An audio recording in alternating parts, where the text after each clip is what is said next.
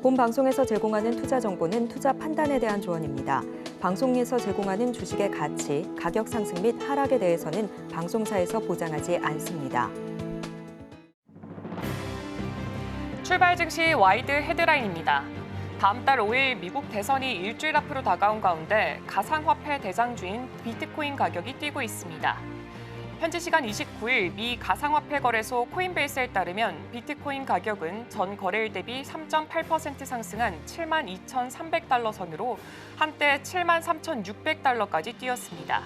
비트코인이 73,000달러를 돌파한 것은 역대 최고가를 기록했던 지난 3월 이후 7개월 반 만입니다. 중국 관련 ETF의 수익률이 호조를 보이고 있습니다. 중국 정부가 경기 부양책을 지속해서 펼친 것이 영향을 끼친 것으로 풀이되고 있습니다. 30일 한국거래소에 따르면 지난달 27일부터 전날까지 에이스 한 중국과 창판 스타 50의 수익률은 49.4%로 국내 상장된 ETF 중 1위를 차지했습니다. 다음 소식입니다. 미국 정부가 우크라이나를 침공한 러시아에 북한군이 파병한 것은 유엔 안전보장이사회 결의 위반이라고 현지 시간 29일 밝혔습니다. 매슈 밀러 국무부 대변인은 이날 러시아가 북한 군인들을 훈련시키는 것은 안보리 대북제재 결의 1718호, 1874호, 2270호를 직접적으로 위반한 행위라고 말했습니다. 다음 소식입니다. 유럽연합이 중국산 전기차의 최고 45.3% 관세 폭탄을 부과하기로 결정했습니다. EU 집행위원회는 현지 시간 29일 반보조금 조사 결과 중국산 전기차 수입품에 대해 5년간 확정적 상계 관세를 부과하기로 결정했다고 밝혔습니다.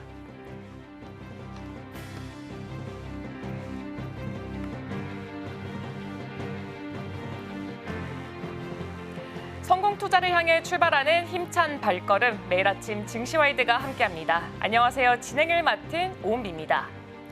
네, 실물 연계자산과 STO를 거래하는 부산 디지털자산거래소가 정식 출범을 했습니다. 여기에 더불어서 국민의힘 김재섭 의원이 이 토큰증권 법제화 발의를 위해서 대표 발의를 하면서 이 시장에서는 토큰증권과 관련된 종목들에 좀 집중을 하는 모습을 보여주고 있습니다. 여기에 더불어서 NH농협은행 같은 경우에는 토큰 증권을 직접 발행할 수 있는 플랫폼을 현재 개발을 완료한 상태고요. 이르면 다음 달 정식 출시를 위해서 현재 테스트를 진행하고 있습니다. 그리고 신한은행은 지난 6월에 세종텔레콤과 함께 협약을 해서 부동산 조각투자 서비스 비브릭과 연계를 해서 다양한 서비스를 선보일 계획이라고 합니다. 이렇게 시장은 지금 가상자산에 집중하고 있는 모습을 보여주고 있습니다. 잠시 후 이슈와이드를 통해서 가상자산에 대한 전망과 그리고 전략까지 함께 짚어보도록 하겠습니다. 그럼 오늘 출발 증시와이드가 준비한 이야기들 지금 화면을 통해서 확인해 보도록 하겠습니다.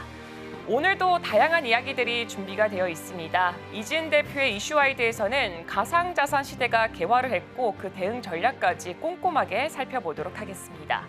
그리고 톡톡한 경제에서는 현대차에 대해서 자세하게 분석이 준비가 되어 있습니다. 그리고 개장절 리포트에서는 트럼프 트레이드 국내 상륙이 현재 본격화되고 있는 시점에서 비트코인과 재건 그리고 원전이 강세가 되고 있는 이 시장을 분석한 리포트가 준비가 되어 있습니다. 그럼 간밤 동안 있었던 글로벌 이슈들 김영민 캐스터를 통해서 알아보도록 하겠습니다.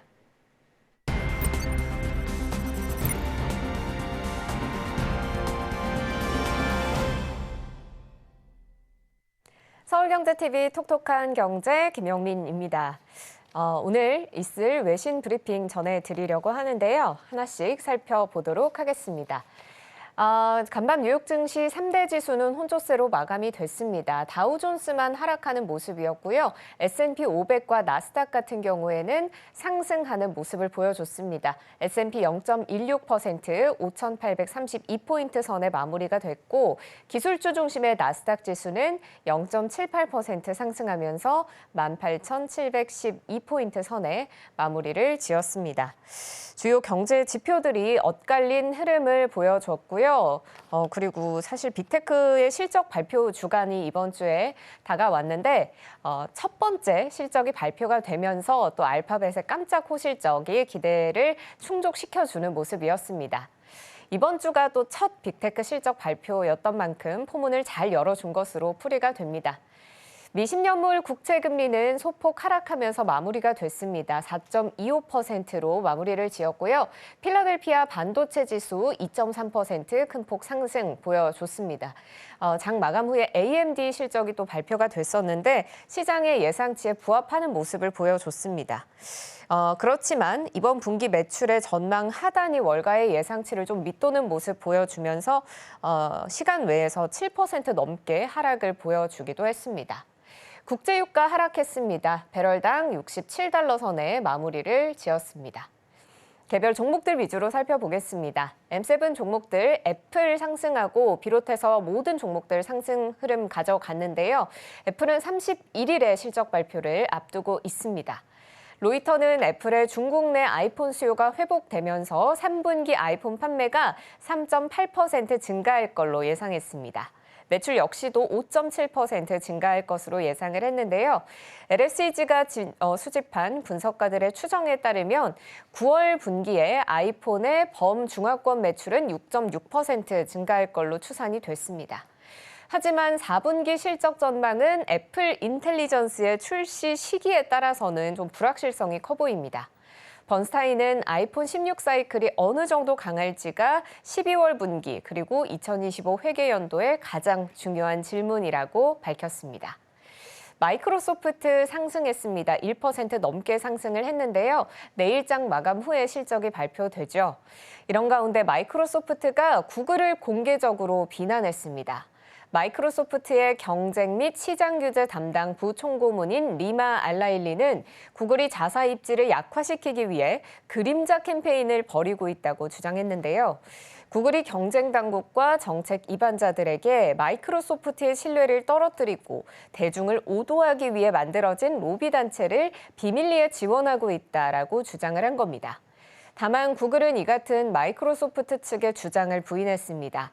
파이낸셜 타임즈는 마이크로소프트의 이렇게 이례적이고 직설적인 입장 표명이 클라우드 컴퓨팅 분야에서 빅테크 기업들 간의 치열한 경쟁을 반영한 것이다라고 평가했습니다.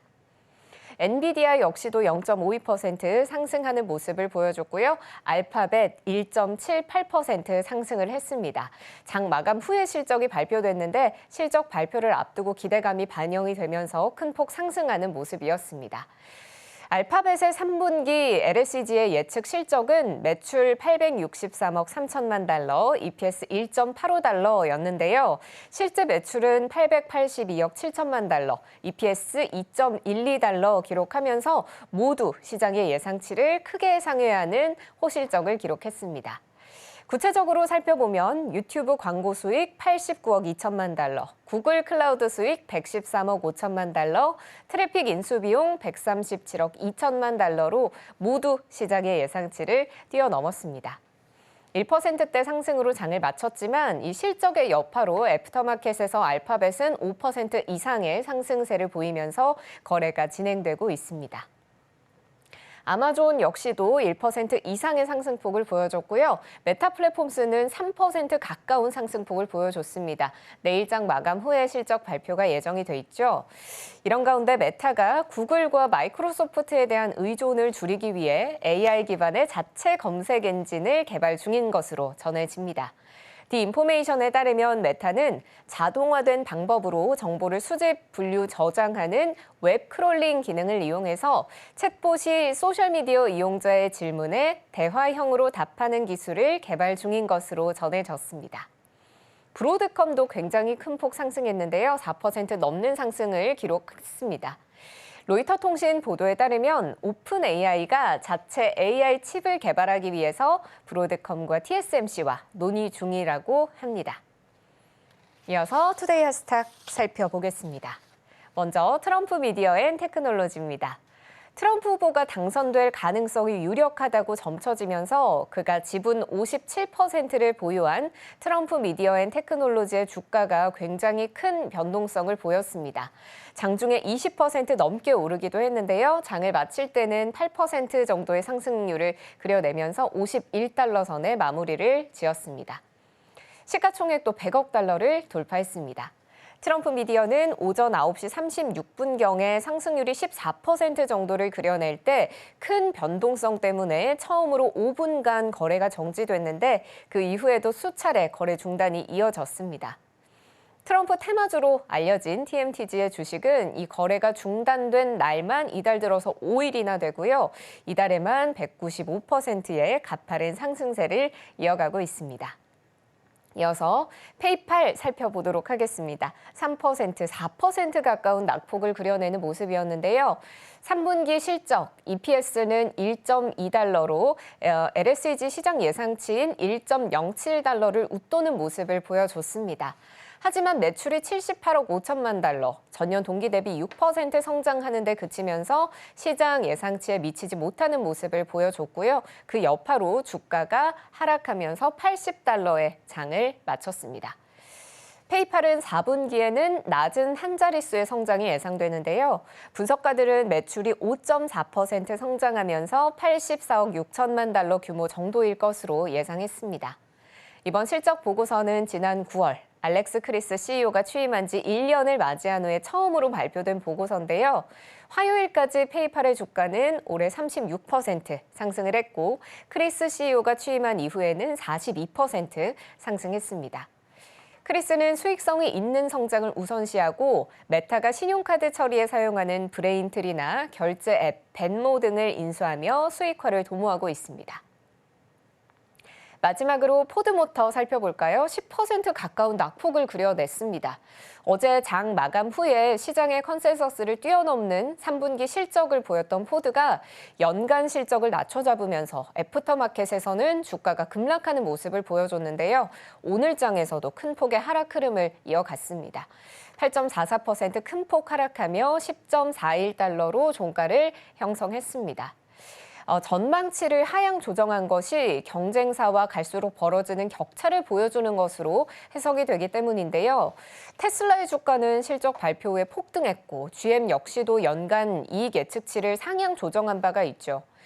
포드는 사실 미국 경기 활황으로 인해서 픽업 트럭은 양호한 판매 실적을 기록했지만 전기차 부문에서 대규모 손실 기록했고 리콜 비용까지도 부담하면서 순이익이 지난해보다 25%가량 줄어들었습니다.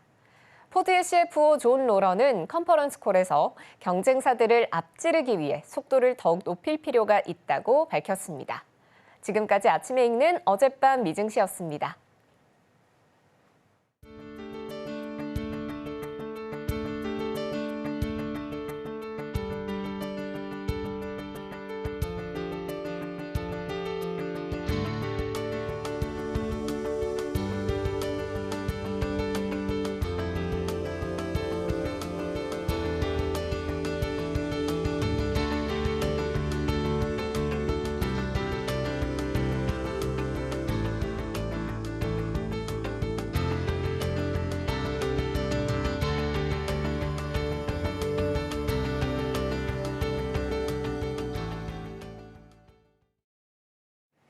네, 서울경제신문에서 선정한 조간 브리핑 시작해 보도록 하겠습니다. 먼저 첫 번째 이슈부터 열어보겠습니다.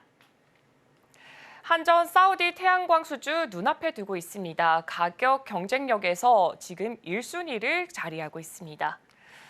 한국전력이 사우디아라비아의 열병 합발전소에 대해서 총 사업비 3조 원 규모의 신재생 에너지 사업을 수주할 가능성이 높아졌다고 합니다.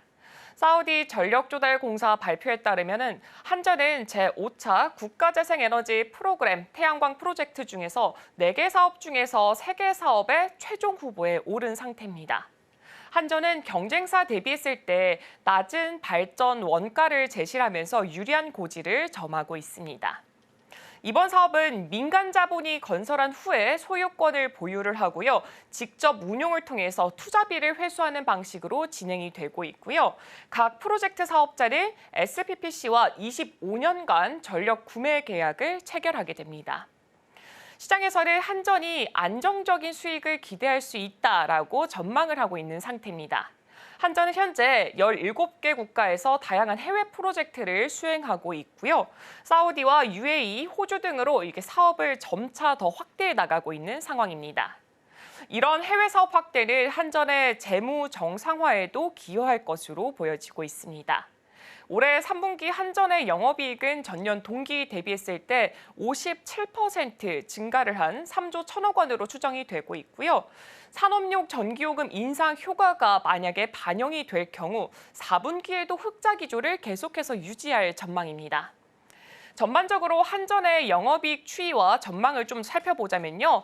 일단 첫 번째로 분기 기준으로 봤을 때는 2023년 4분기 같은 경우에는 1조 9천억 원에서 지금 2분기, 올해 2분기 같은 경우에는 1조 2천억 원까지 좀 떨어지는 모습을 보이다가 지금 3분기를 기점으로 했을 때는 3조 1천억 원까지 올라간 것으로 보여지고 있습니다.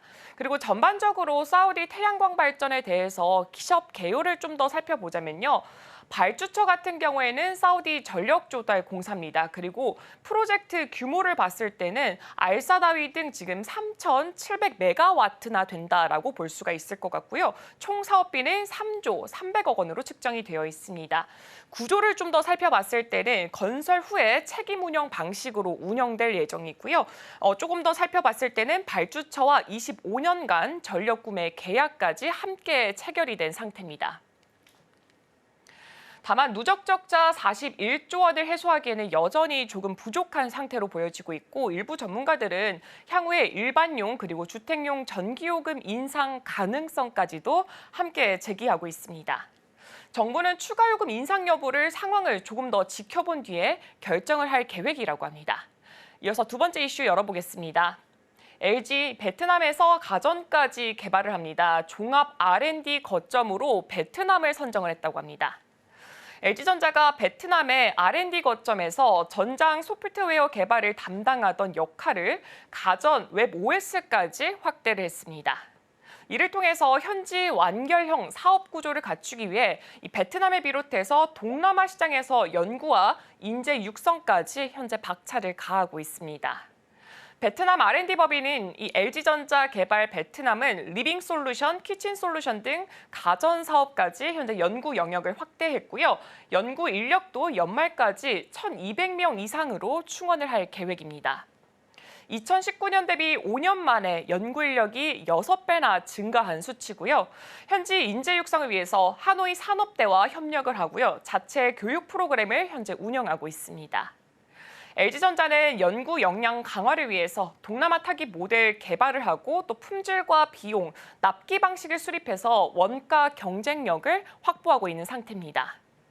LG전자는 베트남 하이퐁에 세탁기와 청소기, 냉장고, 이 차량용 인포테인먼트 제품 생산 기지를 현재 두고 있는 상태입니다. 태국과 인도네시아 등 동남아 여러 지역에도 생산을 현재 계속해서 진행하고 있습니다. 동남아 신흥시장을 겨냥해서 이 LG전자는 가전 구독 서비스를 도입을 하고요. 가전 라인업도 변화를 주고 가격대 다변화를 등을 이렇게 함께 추진하고 있는 상태고요. 또 올해 상반기 베트남 생산법인의 매출은 2조 8,739억 원이고 또 순이익 같은 경우에는 1,310억 원으로 전년 동기했을 때는 좀 10.5% 그리고 54.6% 증가한 실적을 가지고 있습니다. 베트남은 젊은 인구 비중이 굉장히 높은 국가입니다. LG전자는 이 부분을 바탕으로 했을 때 동남아에서의 경쟁력을 더욱더 강화해 나갈 계획이라고 합니다. 이어서 세 번째 소식도 확인해 보겠습니다. 타깃 신제품만 500가지 11월 벼르는 K-뷰티, 뷰티 시장에 관련된 이야기 준비해봤습니다. K-뷰티가 11월 블랙 프라이데이와 중국의 이 광군제를 기회로 글로벌 시장 도약을 준비하고 있습니다. 화장품 ODM 기업들은 이 급증한 주문량을 소화하기 위해서 공장을 최대로 가동하고 있고요. 인디 브랜드들은 다양한 프로모션을 통해서 글로벌 소비자들에게 어필하려는 모습을 보이고 있습니다. 이번 쇼핑 축제를 통해서 화장품 수출량 증가 그리고 해외에서 이 영향력을 조금 더 강화를 목표로 삼고 있습니다. 코스맥스는 9월에만 500개의 신제품 생산에 돌입한 상태고요. 선케어와 메이크업 제품의 신제품 개발이 전년 대비 큰 폭으로 증가를 한 상태입니다. 한국콜마와 코스메카 코리아도 해외 고객사 수주가 늘어서 공장을 지금 현재 풀가동한 상태입니다. 특히 광군제를 통해서 중국 시장에서의 실적 반등까지 기대를 하고 있는 상태입니다. K뷰티 인디 브랜드들도 쇼핑 행사를 통해서 글로벌 입지 자체를 더욱더 넓히기 위해서 온라인 프로모션과 할인 행사를 함께 준비를 하고 있습니다. APR과 고운세상 코스메틱 등은 높은 할인율을 제공을 해서 브랜드 인지도 자체를 확대하려는 계획을 세우고 있는 상태입니다. 전반적으로 좀 더 살펴봤을 때 주요 국가별 중소기업 화장품 수출액을 봤을 때 일단은 지금 광군제를 앞두고 있는 중국 같은 경우에는 비중이 가장 크게 자리하고 있습니다. 10억 달러가 조금 더 웃도는 수치를 보여주고 있고 그 다음으로 미국이 자리하고 있고 7억 달러를 조금 더 웃도는 수치를 기록하고 있습니다. 그리고 연도별 중소기업 화장품 수출액을 따졌을 때는 2021년부터 2022년까지는 이렇게 내림세를 보여주고 있었지만 2022년을 기점으로 다시 한 번 더 올라오면서 24년에 33억 원을 기록을 한 상태입니다. 그리고 11월 쇼핑 시즌에 대해서 준비 현황을 조금 더 기업별로 살펴보자면 코스맥스 같은 경우에는 9월 신제품이 500개나 생산이 될 예정이고요. 쿠션 생산 라인을 100%나 가동을 한다고 합니다. 그리고 한국콜마는 공장을 풀가동하는 건 마찬가지고요. 고객사 신규 문의에 더욱더 대응을 하겠다라는 방침입니다. APR은 메디큐브와 에이프릴 스킨 등 이렇게 다양한 프로모션에 대해서 프로모션을 조금 더 준비를 한 상태고요. 고운세상 코스메틱은 닥터지, 레빗, 비비디로 이렇게 아마존 할인 행사를 조금 더 강력하게 진행할 예정이라고 합니다. 인디 브랜드들의 활약으로 상반기 중소기업 화장품 수출액이 크게 증가를 했고요. 올해 한국 화장품 수출액은 역대 최대치를 기록할 것으로 전망되고 있습니다. 화장품 관련주들의 흐름도 함께 체크해 보시면 좋을 것 같습니다. 이어서 다음 소식 확인해 보겠습니다. AI G3 도약을 목표로 글로벌 공동연구에 속도전을 낸다고 합니다. 한국이 인공지능 분야에서 주요 3G 반열로 도약하기 위해서 국가 AI 연구 거점이 공식적으로 출범을 했다고 합니다. 이 거점은 국내 산학영 협력뿐만 아니라 글로벌 공동연구 프로젝트를 수행을 하고요. 2028년까지 946억 원의 예산이 투입될 전망입니다. 이번 출범으로 국가 AI 발전의 3대 축 중 하나로 자리를 잡아서 한국의 AI 기술력을 세계 최대 수준으로 끌어올리려는 노력이 조금 더 본격화되는 시점에 놓이게 됐습니다. 국가 AI 연구 거점은 글로벌 AI 리더 양성과 더불어서 AI 관련 산학연 연구 생태계의 중심 역할을 담당할 예정이고요. AI 연구와 상용화를 위해서 혁신적인 연구 개발이 활발하게 이루어질 계획입니다. 연구 거점에서는 뉴럴 스케일링 법칙을 초월하는 이 연구와 차세대 AI 로봇의 인지, 의사결정, 제어 기능을 혁신적으로 향상시키는 이 로봇 파운데이션 모델 개발이 국제 공동 연구의 핵심이 될 전망이라고 합니다. 또한 해외 연구자들도 일정 기간 국내에서 상주를 하게 될 예정이고요. 주요 연구 과제를 수행을 함께하면서 정기적으로 국제 세미나를 개최해서 글로벌 협력 네트워크를 함께 구축해 나갈 계획입니다. 앞으로 AI 기본법 제정 등 법적 뒷받침도 속도를 낼 예정이라서 AI G3 도약을 위해서 총력전을 펼치겠다라는 계획까지 함께 체크해 보시면 좋을 것 같습니다. 이어서 다음 소식도 확인해 보겠습니다. 블록버스터급 신약이 온다고 합니다. 기존 강자와 맞불 상태에 놓여져 있습니다. 연 매출 1조 원 이상의 블록버스터급 신약들이 최근 FDA의 승인을 잇따라 받으면서 글로벌 제약 시장에서 새로운 경쟁 구도가 형성되고 있습니다. 올해 3분기 FDA는 총 13개의 신약을 승인을 했고요. 주요 승인 분야는 항암과 중추신경계, 자가 면역 질환 이렇게 꼽을 수가 있을 것 같습니다. 첫 번째로 알츠하이머 치료제인 키솔라는 일본 에자이와 미국 바이오젠이 공동 개발한 레켐비와 함께 경쟁을 하게 될 예정입니다. 두 약물은 모두 아밀로이드 베타를 표적으로 하고요. 키솔라는 월 1회 투약으로 인지 기능 감소를 35%나 지연을 시켜서 레켐비보다 조금 더 높은 효능을 자랑을 하고 있습니다. 그리고 아토피 치료제 분야에서도 일레릴리의 앱글리스와 사노피의 듀피젠트 간의 경쟁이 예상이 되고 있는데요. 일단 듀피젠트는 2017년 FDA 승인을 받은 이후에 시장을 장악해온 상태입니다. 앱글리스 같은 경우에는 월 1회 투여로 편리한 사용성을 내세우고 있습니다. 그리고 비소세 포함 치료제 렉나자는 아스트라제네카의 타그리소와 경쟁이 예상되고 있습니다. 현재 시장 점유율은 타그리소가 69%, 렉나자가 31%로 타그리소가 조금 더 높게 자리하고 있습니다. 향후에 렉나자의 생존 기간 중앙값 데이터가 공개가 된다면 경쟁 구도에 조금 더 큰 변화가 있을 수 있을 것이라고 전망이 되고 있습니다. 이번 FDA 신약 승인은 글로벌 제약 시장에 큰 변화를 예고를 하는 상황이고요. 각 신약의 성능과 가격, 더불어서 편의성까지 이 향후 시장 점유율에 큰 영향을 미칠 것으로 예상이 되고 있습니다. 네, 이렇게 오늘 조간 브리핑 살펴봤습니다. 잠시 후 이슈와이드를 통해서 오늘 시장 이야기도 전반적으로 나눠보도록 하겠습니다.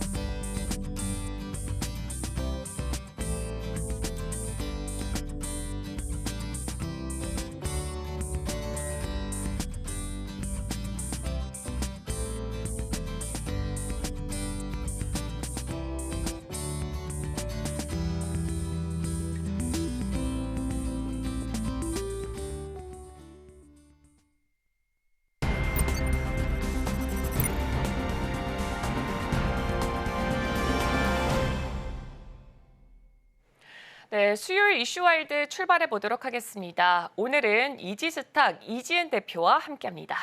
네, 대표님 안녕하세요. 안녕하세요. 네, 요즘 이 시장 속에서 가장 많이 하는 말이 또 가상자산 쪽이 아닐까 싶습니다. 지금 봤더니 지난 28일에 부산 디지털 자산거래소가 정식 출범한다라는 소식이 있었는데요. 보니까 이렇게 실물 자산을 가상자산화하는 실물 연계자산 더불어서 토큰 증권 발행까지 이제 거래가 될 것이다라고 이야기가 나오고 있습니다. 이렇게 자산거래소가 출범을 하면서 관련주들이 좀 들썩이는 모습이 함께 보여지고 있는데 토큰 증권 입법까지도 현재 지금 나오고 있는 만큼 관련 이슈들이 계속해서 가시화가 되고 있습니다. 부산 디지털 자산거래소 출범 이후에 시장 판도가 좀 다르게 흘러갈 것 같은데 어떻게 전망하고 계신가요? 일단은 이제 첫 걸음을 좀 더 적극적으로 뗐다라고 생각을 하면 될 것 같은데요. 이번에 아시아 디지털 자산거래소 얼라이언스를 출범을 하고 이제 많은 나라들 6개국과 같이 이제 얼라이언스를 출범을 했는데 부산을 비롯해서 일본, 싱가포르, 말레이시아 그리고 태국, 캄보디아까지 해서 같이 이제 앞으로 글로벌 시장에서 더욱더 공동으로 시장을 확대하기 위한 움직임을 만들자. 그리고 이제 앞으로 공동 규제에 대한 대응을 어떻게 할 것인지 이런 부분들을 좀 확립하는 그런 부분들도 같이 진행을 했습니다. 물론 아직까지는 시작 단계이기 때문에 이런 부분들을 향후에 구체적으로 더 협의하겠다라고 이야기를 했고 제가 생각했을 때도 지금 부산 디지털 가산거래소가 이번에 이제 금, 은, 구리 7종의 기금속과 비철금속 교환한 거래 플랫폼과 함께 MOU를 체결을 해서 이 안에서의 거래가 좀 할 수 있도록 만들고 또 앞으로 세계 최대 STO 관련된 거래소로 거듭나겠다라고 이야기를 했는데 물론 제 생각에는 이게 아까도 말씀드렸던 것처럼 한 걸음 나아가기는 했지만 아직까지 이 시장에 대한 확장성이 확 커질 수 있는 걸음으로 보기에는 좀 어렵다라고 생각을 하고 있고요. 여전히 규제에 대한 부분들 그리고 여러 가지 기준에 대한 부분들을 확립해 나가는 과정 속에서 이렇게 우리나라에서도 STO 관련돼서 착착 앞으로 나아가고 있구나라고 정도 생각을 해주시면 되지 않을까라는 의견을 드리고 싶습니다. 네, 지금 보니까 BDX가 다양한 플랫폼과 지금 MOU를 현재 정말 적극적으로 체결하고 있는 것으로 보여지고 있습니다. 아직까지는 정말 크게 움직일 것이다라기보다는 정말 유의미한 첫걸음이라 이 정도까지만으로 생각해 주시는 게 조금 더 편할 것 같습니다. 지금 관련주들도 함께 살펴보자면 갤럭시와 머니터리 같은 경우에는 BDX와 파이브 노드와 MOU 체결하면서 주가가 크게 상승하는 모습을 보여주기도 했습니다. 핑거와 다날이 그동안 STO 테마로 봤을 때는 대장주격으로 함께 움직였었는데 지금 STO 기대감만으로도 다른 종목들까지 접근하는 건 좀 어떻게 생각하시나요? 참 이게 시기적으로 이제 관련된 종목들이 비트코인 관련주, STO 관련주 이런 종목군들이 다 비슷한 사업 모델을 갖고 있다 보니까 여러 가지가 좀 이렇게 혼재돼서 시너지 효과를 발휘를 하는 것 같아요. 지금 비트코인 가격도 굉장히 급등을 하고 있고 또 STO 관련돼서 법제화 움직임이 있다 보니까 이런 부분들이 다 지금 뒤섞여 있는데 좋은 시기를 맞이했다라고 생각을 해주시면 될 것 같고요. 이 안에서도 순환매가 지속적으로 일어나고 있습니다. 어느 날은 어저께 같은 경우에는 특히 우리기술투자가 굉장히 강한 급등세를 보여줬고 K옥션, 서울옥션 이런 식으로 많은 종목군들이 관련된 테마로 엮이면서 그 안에서 순환매가 돌아가고 있기 때문에 저는 시기적으로 봤을 때 지금 시장에 굉장히 강한 이슈로 모멘텀으로 작용을 하고 있는 상황이라서 이 안에서 순환매를 좀 노려보시면 좋을 것 같고요.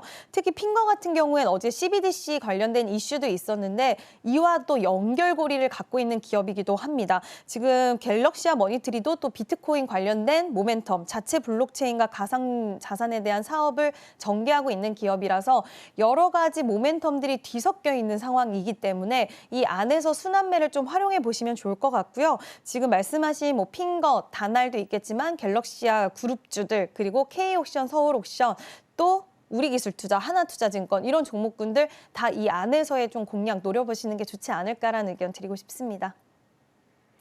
지금 이 관련주들 자체적으로 봤을 때는 비트코인으로도 엮여 있고 지금 CBDC로도 엮여 있기 때문에 이 다양한 모멘텀들을 잘 활용해서 투자해 보시는 게 참 좋을 것 같습니다.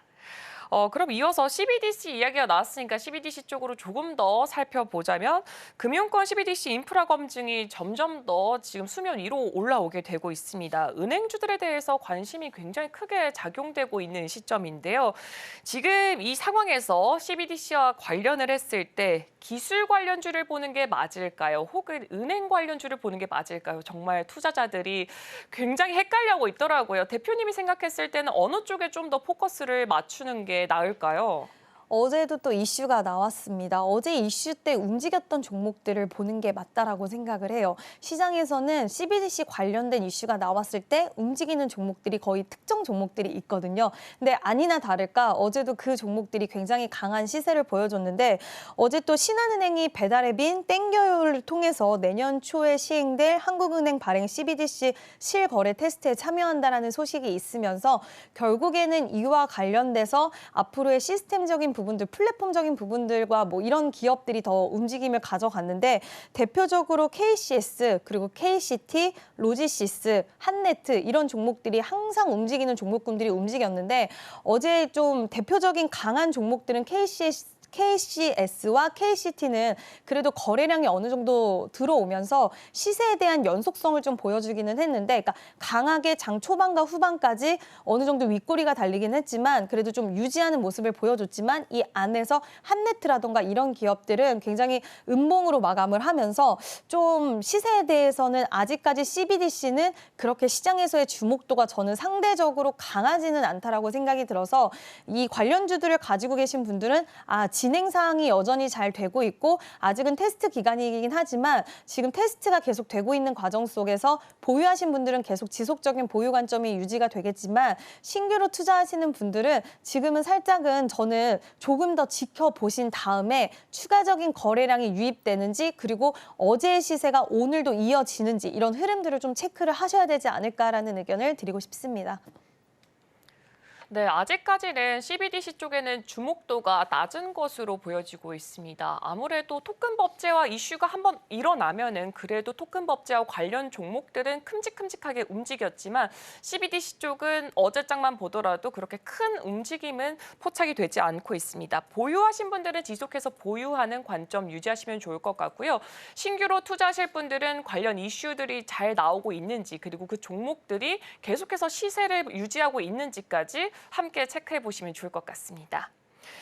그리고 지금 봤더니 관련돼서 플랫폼 개발까지도 한창 진행 중인 것으로 보여지고 있습니다. 갤럭시와 SM을 비롯해서 다날과 FSM 같이 이렇게 점점 더 참전하는 기업들이 많아지고 있는데 STO 플랫폼 관련한 기업들은 좀 어떻게 생각하시는지 또 대응 전략은 어떻게 구성해 보면 좋을까요?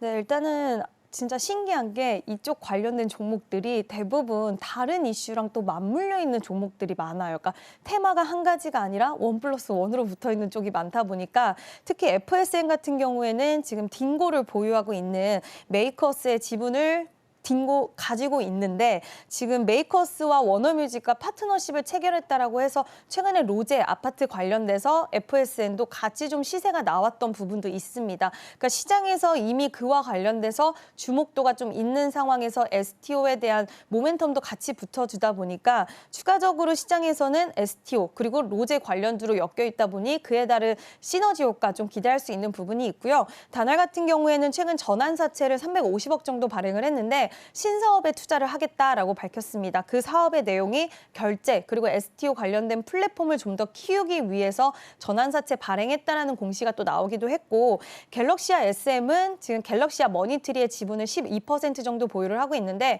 MOU 관련돼서 STO MOU를 지금 우리나라에서 아마 가장 많이 체결한 기업이 갤럭시와 머니트리가 아닐까라고 생각이 되는데 그와 관련된 회사의 지분을 보유를 하고 있기 때문에 또 관련주로 엮여 있습니다. 근데 시세에 대한 부분들을 좀 보시면 지금 FSN 같은 경우에는 약간은 차트라고 해야 되죠. 기술적 분석으로 살짝 꺾인 모습을 보여주고 있고 다날 같은 경우에도 바닥권에서 어제 거래량이 들어오면서 장기 이평선을 돌파해 주기는 했지만 약간은 아직까지는 힘의 강도가 좀 약하다라는 부분을 지울 수가 없고요. 갤럭시와 SM도 마찬가지로 오히려 갤럭시와 머니트리가 더욱더 직접적으로 사업을 영위하기 때문에 강한 시세를 보였습니다. 이 방금 언급하신 이 세 종목에 대해서는 저는 일단 대장주격의 종목들, 그러니까 대표적으로 뭐 K옥션, 서울옥션, 그리고 갤럭시와 머니트리, 핑거 이런 종목들이 강한 시세가 유지가 된다라고 했을 때는 후발주자적인 성격으로 뒤따라갈 수는 있겠지만 지금은 대장주 위주로를 공략하시는 게 저는 좋지 않을까라는 의견 드리고 싶고요. 대장주들이 시세를 계속 보이고 더 이상의 너무나도 부담스러운 가격권이 온다. 그랬을 때는 후발주들한테도 좀 기회가 갈 수는 있겠지만 지금 상황에서는 저는 대장주 위주로의 움직임을 보시는 게 맞지 않을까라는 의견을 드리고 싶습니다. 네, 대장주들은 정말 제가 차트를 봤을 때도 어떤 이슈를 붙여 놓더라도 계속해서 잘 가는 흐름이 보이더라고요. 지금 이 상황에서는 K옥션이라던가 서울옥션 아니면 핑거같이 대장주격으로 먼저 살펴보시고 대장주들이 잘 가고 더 이상의 질주할 길이 없다 하면은 그 다음 종목에도 포커스를 맞춰보시는 것도 참 좋은 방법이 될 것 같습니다. 네, 지금 봤더니 서울옥션 블루 같은 경우에는 STO 해외 진출까지도 지금 노려보고 있다라는 기사가 확인이 됐습니다. 토큰 증권이 만약에 법제화가 될 경우에는 이 시장의 뜨거운 이슈였던 지금 블록체인을 함께 키워드로 두고 있는 NFT 관련주들까지도 함께 움직일 수도 있을 거라는 기대감이 있긴 한데요. 조각 투자가 지금 계속해서 활기를 더해가고 있는 시장인 만큼 NFT 관련주들은 좀 어떤 방향으로 바라보고 계신지가 궁금합니다. 네, NFT랑 사실 STO는 비슷한 듯하지만 살짝 다른 부분이 있습니다. 일단 STO는 결국에는 토큰 증권을 발행을 해서 우리가 증권같이 같이 이제 거래를 하는 그런 부분인데 아무래도 대체가 가능한 영역인데 NFT 같은 경우에는 대체 불가능한 토큰이에요. 고유 번호와 식별 번호가 있기 때문에 대체 불가능과 대체 가능의 사업 모델을 가지고 있고 비슷한 듯하지만 살짝 다른 부분이 있는데 또 사업을 영위하는 기업들은 비슷한 기업들이 많습니다. 그러다 보니까 좀 겹치는 부분도 있고 특히 NFT 관련돼서는 요즘 게임주들도 살짝 반등 탄력이 나오고 있고 그리고 지금 중국의 판호 발급 이슈가 최근에 있었는데 이 안에서 컴투스홀딩스라던가 그리고 위메이드 같은 경우에는 또 NFT 관련주를 엮이기도 해서 요즘 게임주들은 물론 3분기 때 실적을 기대할 수 있는 기업도 있고 기대하기 좀 힘든 기업도 있을 거라고 생각은 합니다. 지금 게임 업계 쪽은 굉장히 좀 허리띠 졸라매기를 하면서 뭐 인건비라던가 그동안 나갔던 지출에 대한 부분들을 좀 줄여나가는 과정이 있고 또 지금 게임 관련돼서는 물론 흥행작들이 최근에 있기는 했지만 여전히 앞으로의 신작에 대한 기대의 모멘텀들이 있을 것인가 이런 부분들이 좀 부재하긴 하지만 지금 지스타 일정이 11월 달에 있고 또 최근에 중국의 판호 발급 이슈가 있었기 때문에 NFT 관련주를 엮이는 위메이드, 컴투스 홀딩스도 좀 이런 이슈도 같이 받아서 간다라고 보시면 될 것 같고요.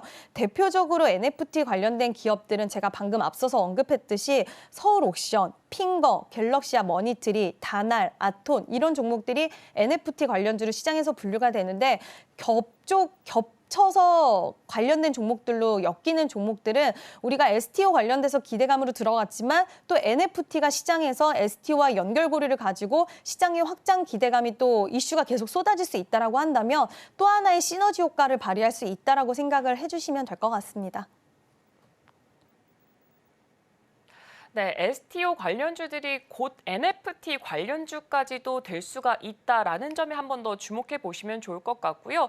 지금 NFT 관련주들도 꼽아봤을 때 게임 종목들이 꽤나 많이 나오는데 지금 지스타가 앞서 기다리고 있고요. 그리고 중국의 판호 발급 이슈까지 있었기 때문에 게임주들의 움직임도 함께 체크해 보시면 좋을 것 같습니다. 그리고 여기에 더불어서 지금 가상화폐도 함께 체크해 볼 수밖에 없을 것 같습니다. 제가 지금 비트코인 가격을 보니까 72,599달러 선을 현재 지나가고 있는데 만약에 트럼프 후보가 집권을 하게 된다면은 가상화폐 쪽의 아버지라고 자신이 단언을 한 만큼 가상화폐 관련주가 더 움직이지 않을까라는 기대감도 있습니다.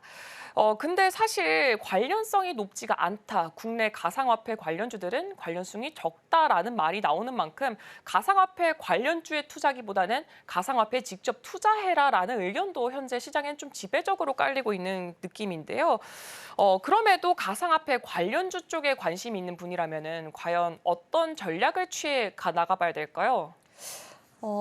저도 사실 가상화폐에 직접 투자하는 게 더 낫다라고 생각하는 주의였는데 지금은 좀 부담스러운 가격까지 오기도 했습니다. 네. 결국에는 1억을 돌파했다가 지금 차익 실현에 대한 물량이 좀 나오기도 했는데 일단 가상자산 관련돼서는 가장 대표적인 기업이 우리기술투자 그리고 하나투자증권, 위지트라는 종목인데 지금까지의 비트코인의 상승세가 나왔을 때 우리나라 관련된 종목들을 봤을 때는 약간 후행되는 움직임이 있어요. 그러니까 비트코인이 계속해서 질주를 했을 때 같이 움직임을 가져간다라기보다는 비트코인 가격이 급등을 하고 나서 관련주들이 좀 뒤늦게 따라 움직임들이 나오는 상향들이 상당히 지금까지는 제가 봤을 때는 계속 그래 왔었어서 이번에도 좀 비슷한 양상이 일어날 수 있지 않을까라고 보고 있고 우리기술투자, 하나투자증권, 위지트 어제 어느 정도의 거래량이 들어오면서 고개를 이제 들어주기 시작을 했기 때문에 지금 뭐 트럼프 당선이 100% 확정은 아니지만 아무래도 트럼프 쪽으로의 승기를 점치는 쪽이 훨씬 많기 때문에 이와 관련돼서 가상화폐가 계속 지속해서 비트코인이 상승하게 된다라고 했을 때는 뒤이어서 관련주들이 따라갈 가능성 충분히 있다라고 볼 수가 있을 것 같고요. 이 세 종목, 특히 우리기술투자가 지금 대장주이고 그 뒤를 하나투자증권이 따라가고 있는데 이 종목은 저는 단기적으로 지금 이슈가 있기 때문에 단기 트레이딩 영역으로는 충분히 활용해 볼 만하지 않을까라는 의견을 드리고 싶습니다. 네, 그렇죠. 관련주들 같은 경우에는 지금 있는 이 이슈를 물고 단기 트레이딩 관점으로 보는 게 아무래도 더 좋을 것 같습니다. 그리고 지금 미국 쪽으로 해서 계속 그 대선에 관련된 이슈로 함께 움직이고 있는데 대선 자체가 지금 일주일이 채 남지 않은 시점에 놓여 있습니다. 근데 사실은 트럼프가 되든 해리스가 되든 둘 다 가상화폐라는 키워드를 같이 물고 있기 때문에 가상화폐 쪽은 계속해서 올라갈 수밖에 없을 것이다라는 전망까지 함께 나오고 있는데요. 가상화폐, 과상화폐 관련주들 전망 자체를 좀 어떻게 보고 계신가요? 지금 블룸버그 통신에서도 11월까지 8만이 돌파가 될 것이다 얘기가 나오고 있는 상황이고, 예전 같은 경우에는 지금 뭐 해리스는 비트코인 안 좋아한다라는 얘기가 굉장히 많았어요. 근데 아무래도 지금 전 세계적으로 비트코인을 하고 있는 인구가 너무나도 많다 보니까 그에 따른 표심을 얻기 위한 움직임을 보였습니다. 결국에는 해리스도 가상화폐 관련돼서 우리는 이제 업계에 대한 제도를 정확하게 마련을 하고, 그리고 가상화폐에 대한 시장에 지지를 좀 보내는 움직임을 보이다 보니 이제는, 예전에는 비트코인 관련주 하면 트럼프 트레이딩 관련 이렇게 했었는데, 이제는 대선에 대해서 어떤 후보가 되더라도 우리는 다 열어두고 볼 수 있는 시장이다라는 이야기가 나온 만큼, 그만큼 대선 불확실성도 사라졌다라고 볼 수가 있을 것 같고요. 비트코인 많이 하시는 분들, 그리고 저도 이제 차트를 보니까 그 위에 매물대가 상당히 많이 없더라고요. 그래서 한번 시원하게 돌파 흐름이 추가적으로 나올 수 있는 가능성은 저는 충분히 좀 열려 있다라고 생각을 하고 있고요. 비트코인 관련된 종목들 하시는 분들, 제가 앞서서 약간은 후행적인 움직임을 가져간다라고 말씀을 드렸는데, 여전히 비트코인 관련돼서는 지금 낙관론이 많고 일단은 분위기적으로 그렇게 형성된 부분이 많기 때문에 관련된 종목들 보유하신 분들은 적어도 좀 전고점까지는 볼 수 있지 않을까라고 보고 있고, 특히 우리기술투자 같은 경우에는 지금 대장주격으로 움직이기 때문에 관련된 종목들 좀 관심 있으신 분들은 우리기술투자를 중심으로, 그러니까 어쨌든 하나의 어떤 중점적인 종목이 있어야지 그 종목을 보고 우리가 좀 더 따라갈 수가 있는데, 그 종목은 우리기술투자로 잡고 가시는 게 좋을 것 같고요. 최근 저항대인 9,300원의 돌파 흐름이 어제 나와줬습니다. 그래서 추가적으로 2차 저항대인 11,000원까지는 좀 달려갈 수 있는 흐름도 열어둘 수 있으니까, 이런 종목군들은 비트코인의 움직임, 그리고 대장주인 우리기술투자의 움직임을 보면서 대응하시는 게 좋지 않을까라는 의견을 드리고 싶습니다. 네, 이렇게 가상화폐 자체에는 지금 전망이 굉장히 밝게 점쳐지고 있습니다. 계속해서 좋은 흐름 보여줄 수도 있고, 또 전고점까지 돌파를 할 가능성 자체도 높고 있고요. 그 중에서도 관련주로 따졌을 때는 우리기술투자를 조금 더 중점적으로 보는 게 좋을 것 같고요. 지금 11,000원대까지 열려 있는 만큼 앞으로 주가 움직임도 함께 체크해 보시면 좋을 것 같습니다. 그럼 마지막으로 지금 질문을 조금 더 드려보자면요. 지금 시장에서는 트럼프 트레이드가 거의 주제가 되고 있는 만큼 관련주들이 굉장히 크게 움직이고 있습니다. 어제도 우리나라 쪽에서는 뭐 원전 관련주들이 움직임을 보이는 것처럼 계속해서 전 세계적으로 그 영향이 이어지고 있는 것으로 보여지고 있는데, 트럼프 트레이드 관련주들은 지금 어떻게 생각하고 계신가요? 시장의 흐름을 역행을 할 수는 없을 것 같아요. 그리고 지금 글로벌 빅테크 기업들이 지금 트럼프 쪽으로 좀 줄 선다는 이야기도 나오고 있고, 이제 연락을 해서 뭐 적극적인 행보는 아니지만 그래도 어느 정도 그의 승기를 확신을 하는 듯하는 그런 이제 전화도 하고 뭐 이렇게 친밀감을 좀 높이기 위한 움직임들이 나오고 있다는 걸 봤을 때는, 지금 시장은 물론 단기적으로 테마성으로 움직이는 종목들이 있을 거고, 만약에 트럼프가 당선되고 나서는 또 분위기가 저는 바뀔 수 있다라고 생각을 합니다. 관세에 대한 이슈라던가, 그리고 막상 당선이 됐을 때는 또 변화를 할 수 있는 부분들이 많기 때문에 지금 트럼프 트레이딩 관련주로 움직이는 종목들은 저는 단기적인 관점으로는 지금은 보시는 게 맞다라고 생각을 하고 있고요. 물론 SMR 관련된 시장에 대한 확장성은 의심은 하진 않습니다. 왜냐하면 그냥 우리가 단순하게 트럼프 당선 관련돼서 이슈다라고 보기에는 정말 많은 글로벌 빅테크 기업들이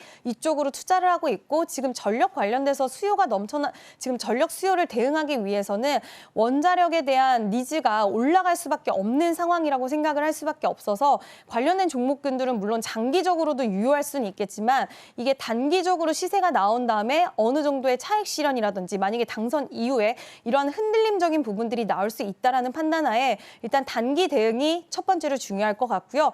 그 이후에 정말 산업이 커질 수 있는 쪽은 장기적인 관점으로도 다시 한번 진입할 수 있는 기회를 줄 거라고 생각이 들어서, 일단 변동성 굉장히 확대될 수 있는 부분이라는 거 참고하셔서 단기 대응이 첫 번째, 그리고 계속해서 산업이 커질 수 있다라는 판단이 되는 쪽은 중장기적인 모멘텀 가지고 비중 조절하시면서 계속 모아가시는 전략 또한 유효하다라는 이야기 드리고 싶습니다.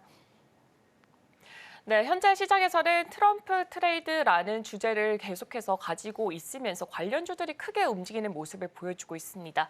하지만 대선 후에는 관세라던가 다양한 분야에서 어떤 변동성이 있을 수 있지 않기 때문에 아무래도 지금 테마성 위주로 조금 더 짧게 가져가 보시는 게 좋을 것 같고요.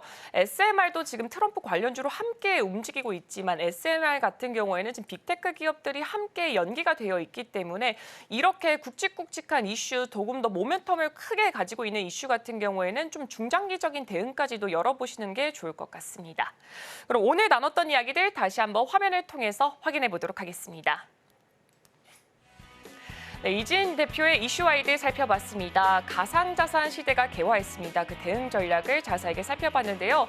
부산 디지털 자산거래소가 정식 출범할 예정입니다. 토큰증권 법제화 기대감 속에서 플랫폼과 상품이 다수 등장하고 있습니다. 트럼프 후보 당선 가능성 확대에 따라서 가상화폐 관련주들이 현재 시장에서 급등하는 모습을 보여주고 있습니다.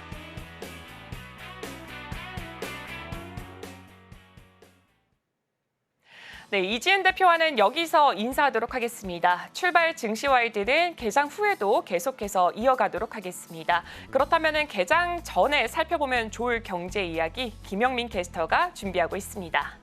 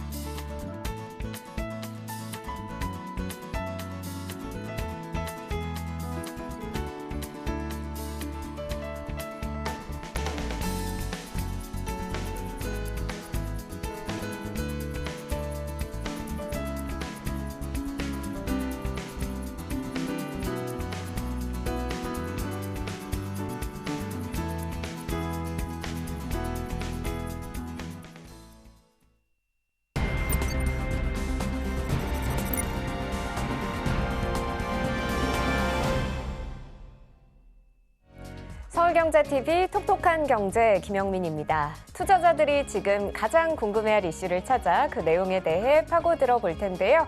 오늘 준비한 소식들 화면으로 만나보시죠. 다양한 이슈 속 오늘은 현대차 살펴보도록 하겠습니다. 현대차는 대한민국의 대표적인 글로벌 자동차 제조사로 1967년 현대그룹의 정주영 회장에 의해 설립됐습니다.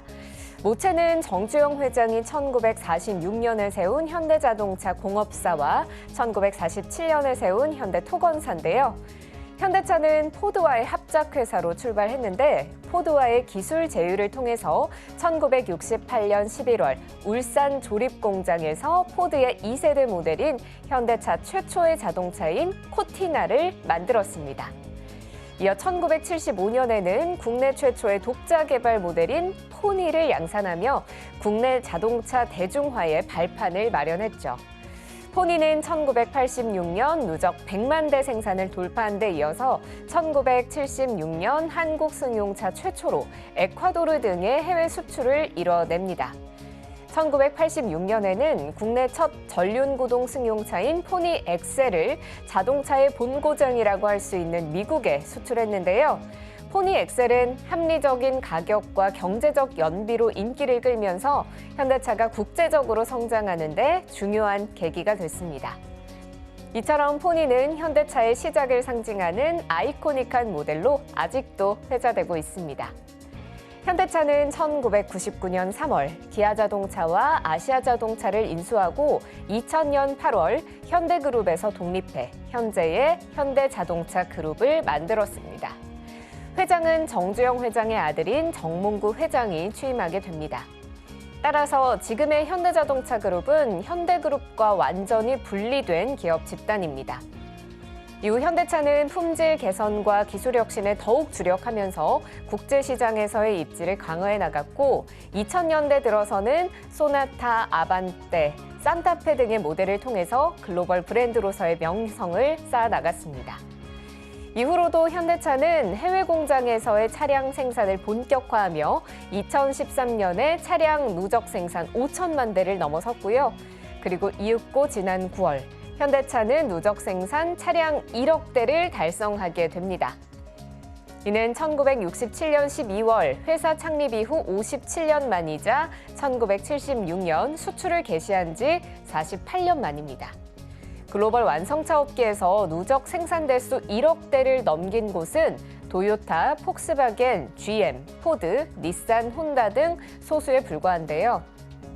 특히 도요타가 창립 63년 만, 폭스바겐이 69년, 포드가 74년 만에 1억 대를 달성한 것과 비교하면 매우 빠른 속도죠. 현대차는 프리미엄 자동차 라인에도 공을 들이고 있습니다. 프리미엄 브랜드인 제네시스 시리즈를 출시하며 글로벌 럭셔리 자동차 시장에서 인지도를 쌓고 있는데요. 2008년 단일 차량명이었던 제네시스는 2015년 말부터 브랜드가 되면서 현재는 세단 기종인 G70, G80, G90을 비롯해 SUV 모델인 GV60, GV70, GV80 등을 선보이고 있습니다. 제네시스는 디자인과 성능, 기술 면에서 뛰어난 평가를 받고 있고 특히 미국과 유럽 시장에서 많은 상을 수상하기도 했습니다. 제네시스 브랜드는 현대차가 단순한 대중 자동차 제조사를 넘어서 고급 자동차 시장에서도 성공할 수 있음을 증명해냈습니다. 현대차는 전기차와 수소 전기차 등 친환경 차량 분야에도 적극적으로 투자하고 있는데요. 특히 전기차 시장에서는 아이오닉 시리즈를 통한 전기차 전용 모델을 출시하고 있습니다. 수소 전기차 부문에서는 넥소를 선보이며 친환경 기술 부문에서 리더십을 확보하고 있습니다. 이뿐 아니라 현대차는 자율주행 분야에도 진출했는데요. 미국의 자율주행 기술 회사인 앱티브와 함께 모셔널을 설립하고 로보택시 서비스를 확장한다는 방침입니다. 이를 통해 현대차는 자율주행차 기술을 고도화하고 미국, 유럽, 아시아 태평양 등 다양한 시장으로 로보택시 서비스를 확대할 계획입니다. 현대차는 자율주행뿐 아니라 도심 항공 모빌리티인 UAM 연구에도 나서며 사업 포트폴리오를 다각화하고 있습니다. 한편 현대차 인도법인이 현지에서 사상 최대 규모의 기업 공개에 성공하며 화제가 되는데요. 한국 기업이 인도 주식시장에 상장한 건 현대차 인도법인이 처음이었습니다. 공모가는 1,960루피, 우리 돈 32,000원으로 청약은 2.39배를 기록했습니다. 이번 상장으로 4조 5천억 원의 자금을 확보할 현대차는 미래 차량에 대한 투자를 강조했습니다. 인도는 인구 14억의 규모를 자랑하는 시장으로 자동차 보급률은 8%에 그쳐서 잠재력이 충분하고 최근 경제 성장률도 7에서 8%에 달해 구매력도 커지고 있습니다. 현대차는 인도에서 탄탄한 입지를 구축하며 시장의 파이를 더 넓혀갈 수 있을 것으로 보입니다. 이런 가운데 지난주 현대차의 올해 3분기 실적이 발표됐습니다. 영업이익은 소폭 감소했지만 매출액은 분기 기준 역대 최대를 다시 한번 경신해내며 그 저력을 과시했는데요. 올해 3분기 영업이익이 지난해 3분기보다 6.5% 줄어든 3조 5,809억 원이지만 매출은 42조 9,283억 원으로 지난해 동기 대비 4.7% 증가했습니다. 영업이익률은 8.3%, 당기순이익은 3조 2,059억 원입니다. 이에 따라 현대차의 올해 1에서 3분기 누적 영업이익은 11조 4,174억 원으로 집계됐습니다. 전기차 캐즘과 각종 지정학적 리스크에도 SUV와 제네시스 등 고부가 차종 판매의 확대로 수익성을 높였습니다. 현대차는 올해 초에 매출액 성장률 4에서 5%, 영업이익 8에서 9% 성장을 제시한 바 있는데요. 현대차는 올해 연간 가이던스 달성은 가능하다고 보고 가이던스를 유지했습니다. 물론 글로벌 각 지역에서 지정학적 리스크, 규제 등 불확실성이 확대되고 있지만 고수익 차종 중심의 판매로 지속적인 수익성을 확보할 거란 입장입니다. 현대차는 대한민국을 대표하는 글로벌 자동차 제조사로 기술 혁신과 디자인 개선을 통해 전 세계 자동차 시장에서 큰 성공을 거뒀습니다. 특히 전기차와 자율주행차, 수소차와 같은 미래 기술에 대한 투자를 통해 지속 가능한 미래까지 준비하고 있습니다. 제가 오늘 준비한 소식은 여기까지입니다. 계속해서 서울경제TV 출발 증시와이드 개장 방송 함께 하시면서 오늘 시장 대응하시길 바랍니다.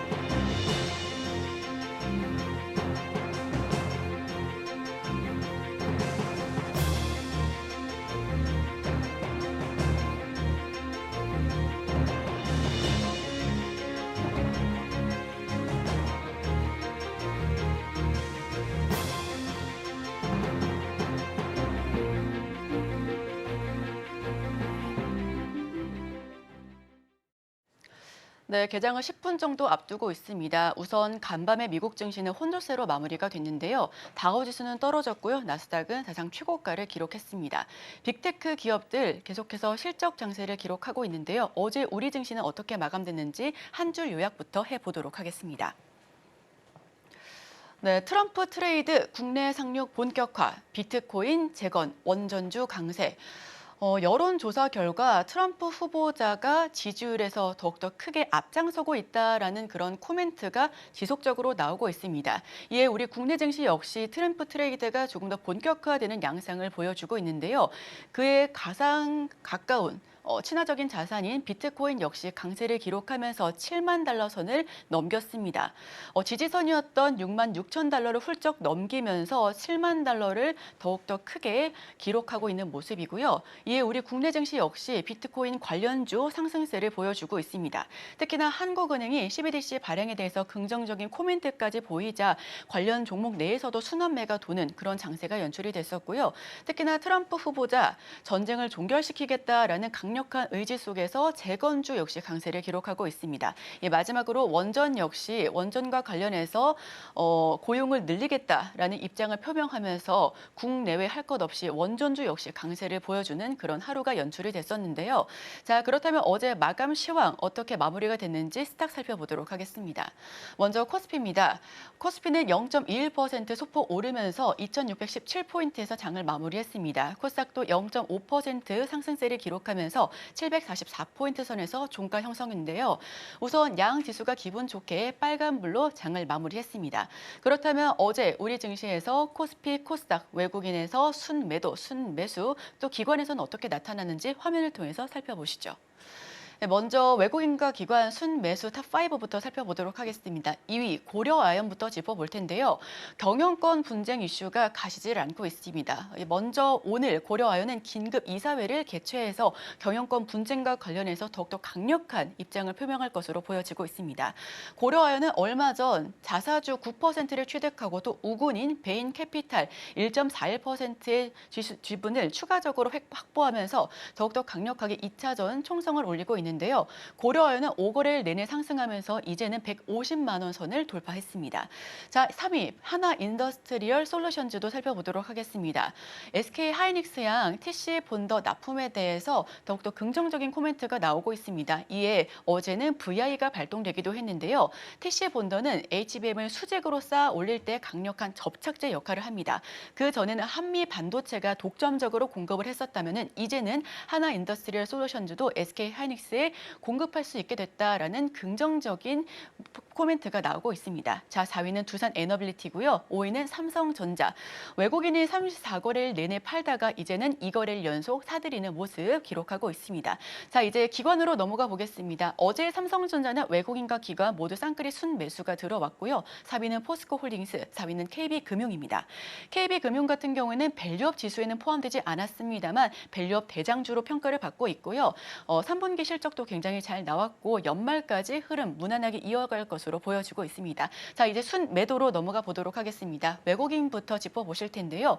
이제 SK하이닉스가 타깃이 된 걸까요? 외국인은 2거래일 내내 SK하이닉스를 팔고 있습니다. 다만 최근까지 많이 올랐기 때문에 잠시 숨고르기를 하는 모습이다라는 그런 코멘트까지 나오고 있는데요. 2위는 LG화학 짚어보도록 하겠습니다. 이번 3분기 실적 쇼크가 났습니다. 우선 석유화학 쪽에서 실적 부진이 이어졌는데 증권가에서는 LG화학의 목표 주가를 줄지어 하향 조정하고 있습니다. 이 부분까지도 투자 판단에 참고해 주시길 바랍니다. 자, 4위는 현대차고요. 5위는 유한양행. 유한양행은 랭라자로 인해서 이번 3분기 실적이 영업이익단에서 690%나 넘게 올랐습니다. 증권가에서도 당연히 목표 주가 줄지어 상향 조정하고 있다는 부분도 참고해 주시면 좋겠습니다. 자, 이제 기관으로 넘어가 보겠습니다. LG화학, 외국인과 기관 모두 덜어내는 모습이고요. 그리고 유한양행 같은 경우도 계속해서 팔고 있는 모습을 기록하고 있습니다. 3위는 SK하이닉스 그리고 한미반도체는 TC본더, SK하이닉스에서 독점적으로 공급을 했습니다만 이번에는 기관이 좀 덜어내고 있다는 부분 함께 참고해 주시면 좋겠습니다. 자, 외국인과 기관 순매수, 순매도 탑5 살펴봤습니다. 네, 어제 우리 시장 개장하고 나서 양시장 모두 마이너스권에서 출발을 했습니다. 근데 점심 먹고 돌아와서 오후 1시쯤부터 다시 한번 지수가 플러스권으로 들어오게 됐는데요. 여기에 있는 배경에는 금투세 폐지에 대해서 불확실성이 좀 해소될 수 있겠다라는 판단이 들어가 있었습니다. 이 내용 포함해서 어제 움직였던 이슈들도 함께 좀 살펴보도록 하겠습니다. 첫 번째부터 보겠습니다. 뒤바뀐 메모리 반도체 판도, 하삼하라고 표현을 했는데요. 이게 일하는 사람들 사이에서는 하이닉스에서 삼성전자로 이직을 했다가 여기서 다시 하이닉스로 재이직을 하는 트렌드를 의미를 한다고 합니다. 그동안 하이닉스가 2등이었기 때문에 1등이었던 삼성전자로 이직을 했는데 최근 들어서 이 판도가 바뀌게 되면서 다시 하이닉스로 이직하는 사람들이 늘고 있다라고 합니다. 왜 그런지 이유 좀 살펴볼 텐데요. 삼성전자 어제 종가는 2%대 강세를 보였고요. SK하이닉스는 반대로 2.9% 하락을 했습니다. 차트상 봤을 때도 5거래일 연속해서 삼성전자는 V자 반등을 보였다면 SK하이닉스는 이 V를 뒤집은 모양으로 그래프를 좀 그리게 됐는데요. 삼성전자는 일단 엔비디아에서 삼성전자의 HBM을 조건부 승인했다라는 소식이 나오게 되면서 큰 폭의 상승세를 좀 보였습니다. 물론 조건부 승인이지만 그만큼 엔비디아 블랙웰에 대한 수요가 탄탄하고 그렇다면 이 부족한 수량 물량을 삼성전자한테서도 받을 수 있겠다라는 기대감이 들어오게 됐고요. 연이틀 외국인 수급이 들어오면서 34거래일 만에 일단 매도세는 좀 멈춰진 모습이었습니다.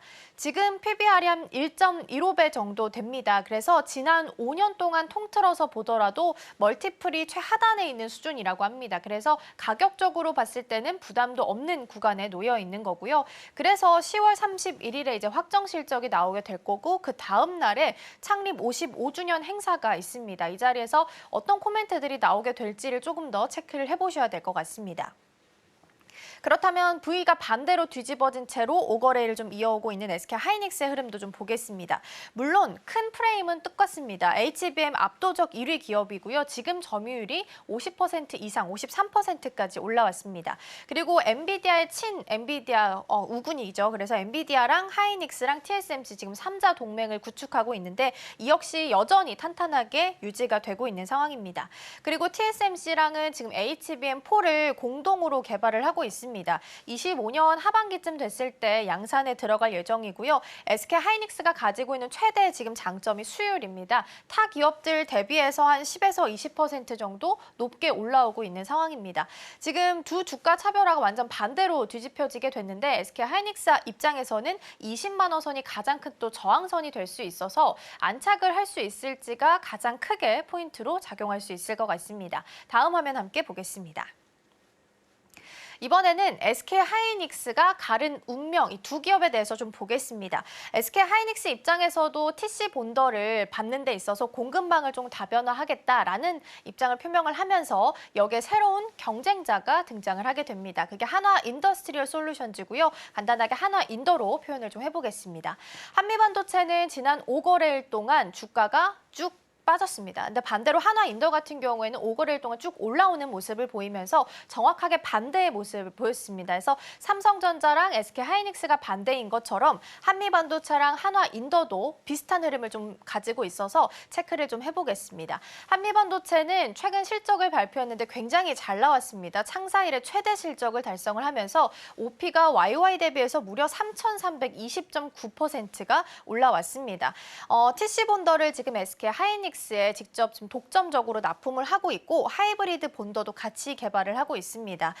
한미반도체는 또 자사주 소각을 잘하는 기업으로 또 유명하기도 하죠. 최근에도 370억 정도 소각을 하겠다라고 이야기를 했습니다. 근데 최근에 이렇게 주가가 빠진 이유는 이 독점 체제에 있어서 쭉 유지해왔던 이 구조가 한화 인더가 끼어들게 되면서 이 체제가 깨질 수 있다라는 우려감 속에 빠지고 있는 건데요. 그렇다면 한화 인더도 살펴봐야겠죠. 어제 VI가 발동했을 만큼 계속해서 상승세를 좀 이어가고 있습니다. 5거래일 연속 도약을 좀 하고 있고 최근에 김승현 회장이 직접 이 장비 테스트를 점검하는 곳에 가서 직원들을 격려했다라고 합니다. 이렇게 격려를 했다? 그렇다면 퀄 테스트 통과가 임박했다라고 해석할 수도 있을 것 같고요. 그만큼 자신감이 있다라고도 볼 수 있을 것 같습니다. 퀄 테스트가 순조롭게 통과된다면 이 독점 체제가 깨질 수 있기 때문에 이 부분도 같이 보실 필요 있겠습니다. 마지막 화면 보겠습니다. 앞서 말씀드린 것처럼 어제 오후 1시에 다시 한번 양지수가 플러스권으로 들어왔던 이유는 최상무 경제부총리의 코멘트 때문이었습니다. 금투세를 유예가 아니라 폐지를 하겠다라고 주장을 하면서 불확실성이 좀 해소가 됐고요. 다음 정기국회에 있어서 금투세 폐지를 추진하겠다라는 이야기가 나오고 있습니다. 폐지하고 나서 이제 과세 등에 대해서 전면적으로 개편을 하겠다라고 이야기했고요. 발표 이후에 즉각적인 반응이 나왔습니다. 코스피가 2617선까지 올라오면서 2600선에 안착하는 모습 보였습니다. 오늘 출발 어떻게 될지 함께 보시면 좋겠습니다. 오늘 시장 문 열고 돌아오겠습니다.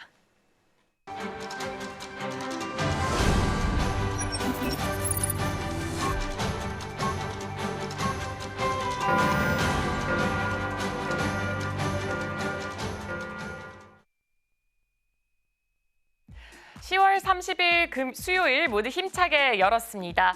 간밤 뉴욕 증시에서 나스닥은 다시 한 번 더 최고치를 만들어냈습니다. 시간 외에서 이제 실적을 발표했던 알파벳 같은 경우에도 실적이 굉장히 잘 나오면서 이 AI 관련돼서 조금 더 희망적이진 메시지가 되지 않을까라는 기대감에 반도체를 이렇게 공급하고 있는 SK 하이닉스, TSMC, 엔비디아까지 주가가 조금 더 훈풍을 탈 것이다라는 기대감이 들어오고 있습니다. 과연 오늘은 어떻게 진행될지 지금 바로 개장 분위기 확인해 보겠습니다.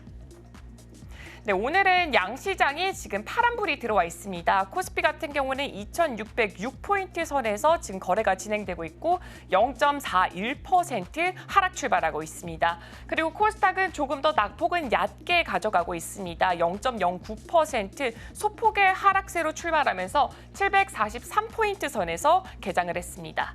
시가총액 상위 종목들의 흐름은 어떻게 될지도 확인해 보도록 하겠습니다.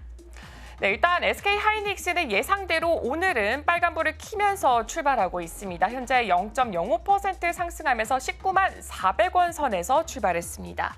SK 하이닉스 같은 경우는 지금 보통주 1주당 300원에 이 현금 배당을 결정했다라는 소식이 추가적으로 들려와 있습니다. 그리고 삼성전자는 0.67% 떨어지면서 59,200원 선에서 아직까지 6만 원 단에 올라오지 못한 채로 출발하고 있습니다. 일단 삼성전자에서 삼성개발자 컨퍼런스 같은 경우에는 11월에 개최가 된다라는 소식이 들려왔었고요. 차세대 반도체 노광 장비인 하이 NA EUV가 내년 초에 도입이 될 것이다라는 소식이 있었지만 주가에는 좀 반영이 되지 않은 모습이 나타나고 있습니다. 그리고 LG 에너지솔루션 같은 경우에는 목표가를 상향하는 증권사 리포트가 2개 이상 나온 상태입니다. 하지만은 현재 주가는 0.49% 빠지면서 출발하고 있고요. 삼성 바이오로직스 같은 경우는 1.62%로 이 시가총액 1위부터 5위 중에서는 낙폭이 가장 크게 나가고 있습니다. 1.62% 하락한 채 지금 103만 원 선에서 거래가 진행되고 있습니다. 현대차는 지금 보합권에서 거래가 진행되고 있습니다. 이어서 코스닥 시가총액 상위 종목들도 체크해 보도록 하겠습니다. 어제 코스닥 시가총액 상위 종목들은 혼조세로 마감을 했습니다. 하지만 오늘 같은 경우에는 모두 다 파란불이 들어온 상태입니다. 알테오젠은 0.65% 하락하면서 어제 상승분을 일부 반납한 모습 보여지고 있고요. 에코프로 BM과 에코프로 같은 경우에는 지금 어제와 비슷하게 지금 0.98%, 0.86% 각각 하락하면서 지금 출발하고 있습니다. HLB 같은 경우는 HLB 그룹이 제노포커스를 인수했다라는 소식이 어제 들렸는데 제노포커스 같은 경우에는 상한가를 갔지만 HLB 관련 종목들은 조금 약한 모습을 보이고 있습니다. HLB는 1.19% 떨어지면서 개장했습니다. 리가켄바이오도 0.08% 그래도 가장 소폭의 하락세를 기록하면서 개장하고 있습니다. 이어서 지금 시장에서 움직이는 종목들은 과연 어떤 종목들인지 확인해 보도록 하겠습니다. 일단 전반적으로 살펴봤을 때를 하락하는 종목이 강하게 좀 보이고 있는 것으로 드러나고 있습니다. 일단 전자기술 섹터부터 확인해 보겠습니다. 삼성전자는 0.67% 그대로 낙폭을 이어가는 모습을 보여주고 있고요. SK하이닉스는 0.05%로 유지되는 모습이 나타나고 있습니다. 한화 에어로스페이스는 0.79% 그래도 올라오는 모습이 보여지고 있고 LIG 넥스원도 0.81% 현재 상승 출발하고 있습니다. 한국항공우주 같은 경우에도 실적을 발표를 했었죠. 3.81% 지금 좋게 올라오고 있고요. 일단 3분기 영업이익과 순이익이 호조를 보였습니다. 매출 같은 경우에는 9.9% YOY 대비했을 때 떨어졌지만 OP 같은 경우에는 16.7%나 증가한 것으로 확인이 됐습니다. 3.81% 강세 출발하고 있고요. LG 이노텍과 LG 디스플레이 같은 경우 각각 1%대, 0.3%대 하락하면서 출발하면서 지금 이 섹터 안에서는 지금 하락하는 종목이 더 크게 자리를 차지하는 것으로 나타나고 있습니다. 이어서 다음 섹터들도 열어보도록 하겠습니다. 다음 섹터는 제조업 쪽으로 확인해 보도록 하겠습니다. 삼성 SDI가 지금 현재 2.3%대로 좀 큰 폭의 하락세를 보여주고 있습니다. 그리고 현대모비스 같은 경우는 1%대, 그리고 에코프로비엠은 계속해서 낙폭을 그리고 지금 1% 가까운 하락세를 보여주고 있습니다. HD 현대중공업도 0.37% 떨어지는 모습이 보여지고 있는데 일단 신조선가 피크아웃의 우려감이 조금 있다. 거기에 더불어서 하나오션이 3분기가 실적이 부진하게 나오면서 그 여파가 그대로 이어지고 있는 것으로 보이고 있습니다. HD 현대일렉트릭도 마찬가지로 현재 0.4% 빠지는 모습이 보여지고 있고요. 반면에 한미반도체는 5.4% 큰 폭의 상승세를 보여주고 있습니다. 그리고 지금 포스코 인터내셔널 같은 경우도 0.96% 떨어지고 있고 하나오션이 1.41% 마찬가지로 지금 하락하고 있습니다. 두산 에너빌리티도 오늘은 하락하고 있고요. HD 한국조선해양도 1.17% 마찬가지로 함께 떨어지고 있습니다. 현대로템은 그래도 0.78% 올라가면서 오늘 방산 종목들의 흐름이 꽤나 괜찮게 출발하고 있습니다. GS도 함께 떨어지고 있고요. 효성중공업도 떨어지고 LS도 함께 떨어지면서 지금 시장에서는 CS윈드라든지 두산 로보틱스, 한미반도체 이렇게 몇몇 종목을 제외하고는 모두 다 하락하면서 출발하는 것으로 나타났습니다. 이어서 다음 섹터들도 열어보도록 하겠습니다. 다음 섹터는 금융 쪽으로 확인해 보도록 하겠습니다. 금융 섹터도 마찬가지로 아쉬운 흐름으로 시장을 출발하고 있습니다. 카카오뱅크만 지금 현재 0.23%로 상승폭을 그나마 강하게 킨 상태로 보여지고 있고요. 삼성카드가 이어서 0.13%로 상승 출발을 했습니다. 하지만 그 나머지 종목들은 모두 다 지금 하락폭을 키면서 오늘 장에서는 한 템포 쉬어가는 모습 보여주고 있습니다. 이어서 다음 섹터도 확인해 보도록 하겠습니다. 다음 섹터는 의료기술 쪽으로 제약바이오 종목들 살펴보도록 하겠습니다. 제약바이오도 이렇게 한눈에 봤다시피 몇몇 종목을 제외하고는 오늘 장은 좀 쉬어가는 모습이 보여지고 있습니다. 셀트리온이 현재 0.69% 떨어지고 있고요. 알테오젠 계속해서 1% 낙폭 강하게 그려내고 있습니다. 그리고 삼성바이오로직스 같은 경우 1.34% 계속해서 좀 떨어지는 추세를 그려내가고 있습니다. 그리고 유한양행이 0.35% 실적이 잘 나왔지만 그래도 하락세를 이기지는 못했고요. HLB가 1.93%, 클래시스가 1.89%가 떨어졌습니다. 하지만 휴젤이 0.54%, 파마리서치가 0.64% 올라가면서 제약바이오 섹터도 마찬가지로 오늘은 쉬어가면서 두 종목만 상승폭을 키면서 개장 이어가고 있습니다. 다음으로 다음 섹터도 함께 체크해 보도록 하겠습니다. 네, 다음 섹터는 프로세스 산업으로 2차 전지 소부장단 관련 종목들이 많이 위치해 있습니다. 오늘은 지금 금호, 석유, 화학을 제외하고는 모두 다 하락불을 켜고 있는 모습을 보여주고 있습니다. 에코프로 머티도 에코프로와 에코프로 비엠과 마찬가지로 나란히 떨어지는 모습이 나타나고 있고 SKC도 오늘은 1%대 낙폭 기록하고 있습니다. 금양이 현재 꽤나 큰 낙폭을 보여주고 있습니다. 8.05%의 하락세로 지금 2차 전지 소부장단 안에서 가장 크게 하락세를 보여주고 있습니다. 그리고 금호석유화학이 0.28% 올라가고 있고요. 에코프로 0.61% 하락 출발하는 모습이 나타나고 있습니다. 이어서 다음 섹터도 열어보도록 하겠습니다. 다음 섹터는 테크놀로지 서비스 쪽으로 확인해 보도록 하겠습니다. 게임이라던가 IT 쪽 종목들이 많이 자리하고 있습니다. 크래프톤이 0.58% 하락하는 모습이 보여지고 있고요. 삼성 SDS 같은 경우에는 지금 1.82%로 그나마 크게 상승하고 있습니다. 넷마블이 지금 보합권에서 흐름 보여주고 있고 NC소프트랑 시프트업 같은 경우에는 그래도 그동안 중국 판호 발급 이슈가 있었기 때문에 잘 가던 종목들인데 그래도 오늘 장에는 조금 엇갈린 흐름 보여주고 있습니다. 시프트업이 0.78% 올라가고 있고요. 펄어비스도 하락 출발하고 있습니다. 네이버 같은 경우에는 그래도 2%대 강세 연출하고 있습니다. 이어서 다음 섹터도 확인해 보도록 하겠습니다. 네, 다음 섹터는 이송 배달 쪽으로 확인해 보겠습니다. 신조선가가 피크아웃 우려감 때문에 그래도 어제 장에서도 한 템포 쉬어갔는데 오늘 장에서도 한 템포 또 쉬어가는 것으로 보여지고 있습니다. 현대글로비스가 2% 하락하고 있고요. CJ제일제당만이 현재 보합권으로 그나마 낙폭이 가장 적게 거의 없는 상태 보여지고 있습니다. 대한항공 0.2%, 한진칼 0.8% 낙폭 그려내고 있고 HMM이 1.21%로 가장 큰 하락세를 기록하고 있습니다. 그럼 전체적으로 맵 다시 열어서 상승 종목과 하락 종목 비율 함께 체크해 보도록 하겠습니다. 지금 SK 하이닉스가 0.68% 그나마 크게 올라온 상태로 보여지고 있고요. 전반적으로 봤을 때도 상승하는 종목이 몇 개 없는 것으로 보여지고 있습니다. 과연 오늘 장 시장 대응은 어떻게 해야 될지 계속해서 저희와 함께 보시면 좋을 것 같습니다.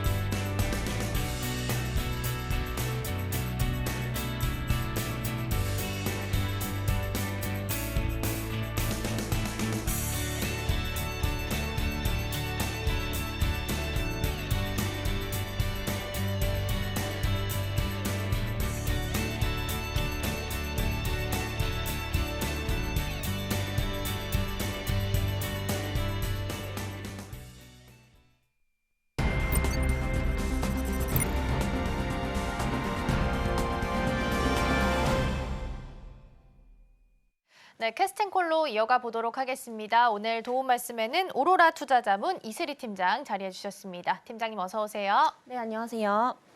네, 오늘 시장 먼저 점검을 좀 해보도록 하겠습니다. 출발을 했을 때 일단 개장하고 한 11분 정도 흘렀는데 양시장은 엇갈리면서 출발을 했고 외국인은 역시나 양시장에서 모두 빼고 있습니다. 전반적인 분위기 먼저 좀 읽어주세요. 네, 우선은 이제 어제 AMD 이제 실적이 또 발표가 됐는데 사실상 이제 그 예상치보다는 조금 안 나왔던 그런 모습들이 나오면서 오늘 반도체 관련주들은 약간의 좀 혼조세를 보이지 않을까라고 보고 있는 상황이고요.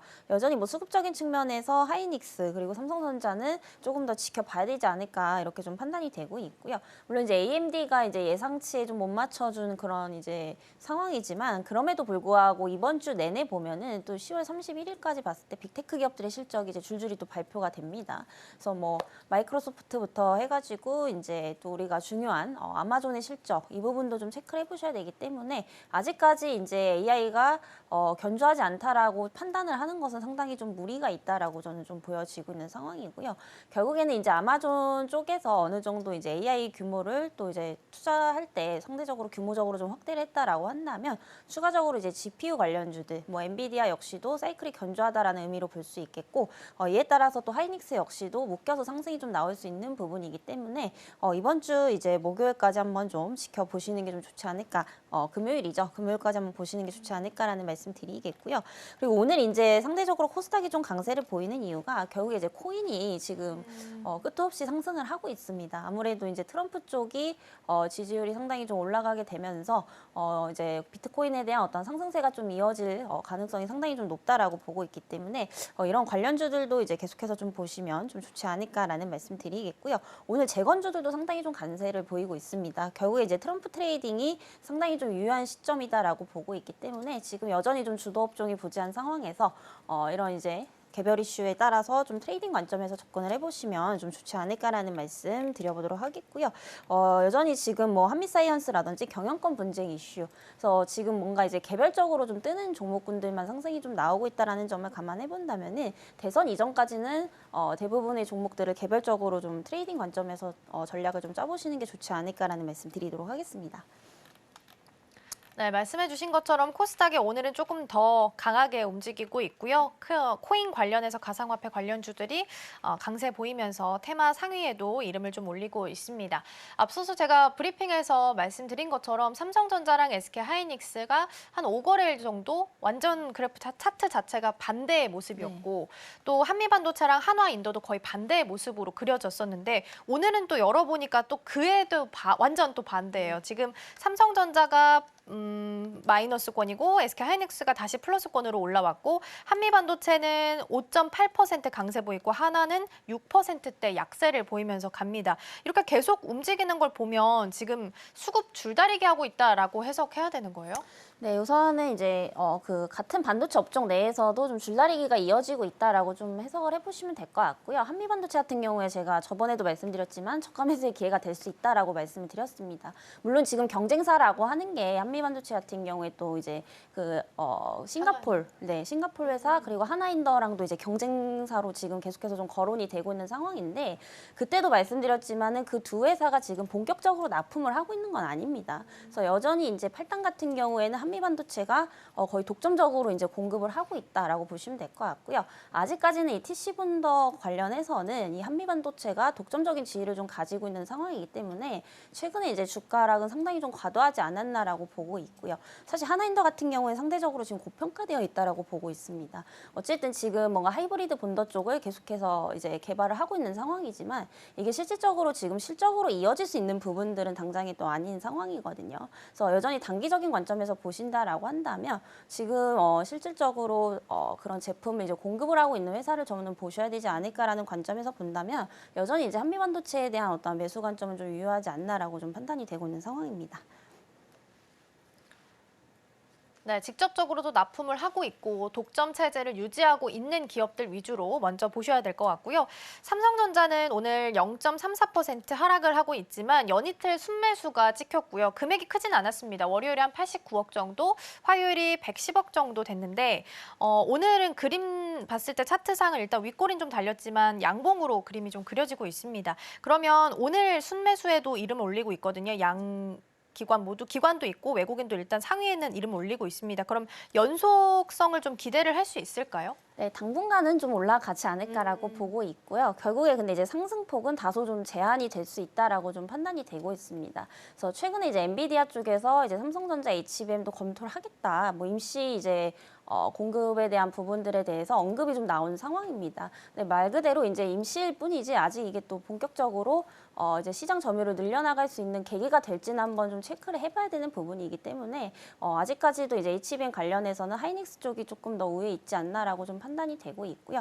다만 어느 정도 이제 HBM 관련해서 악재 부분은 단기적으로는 조금 해소가 됐기 때문에 이에 따라서 지금 저가 매수가 좀 들어오고 있지 않나라고 좀 판단이 되고 있고요.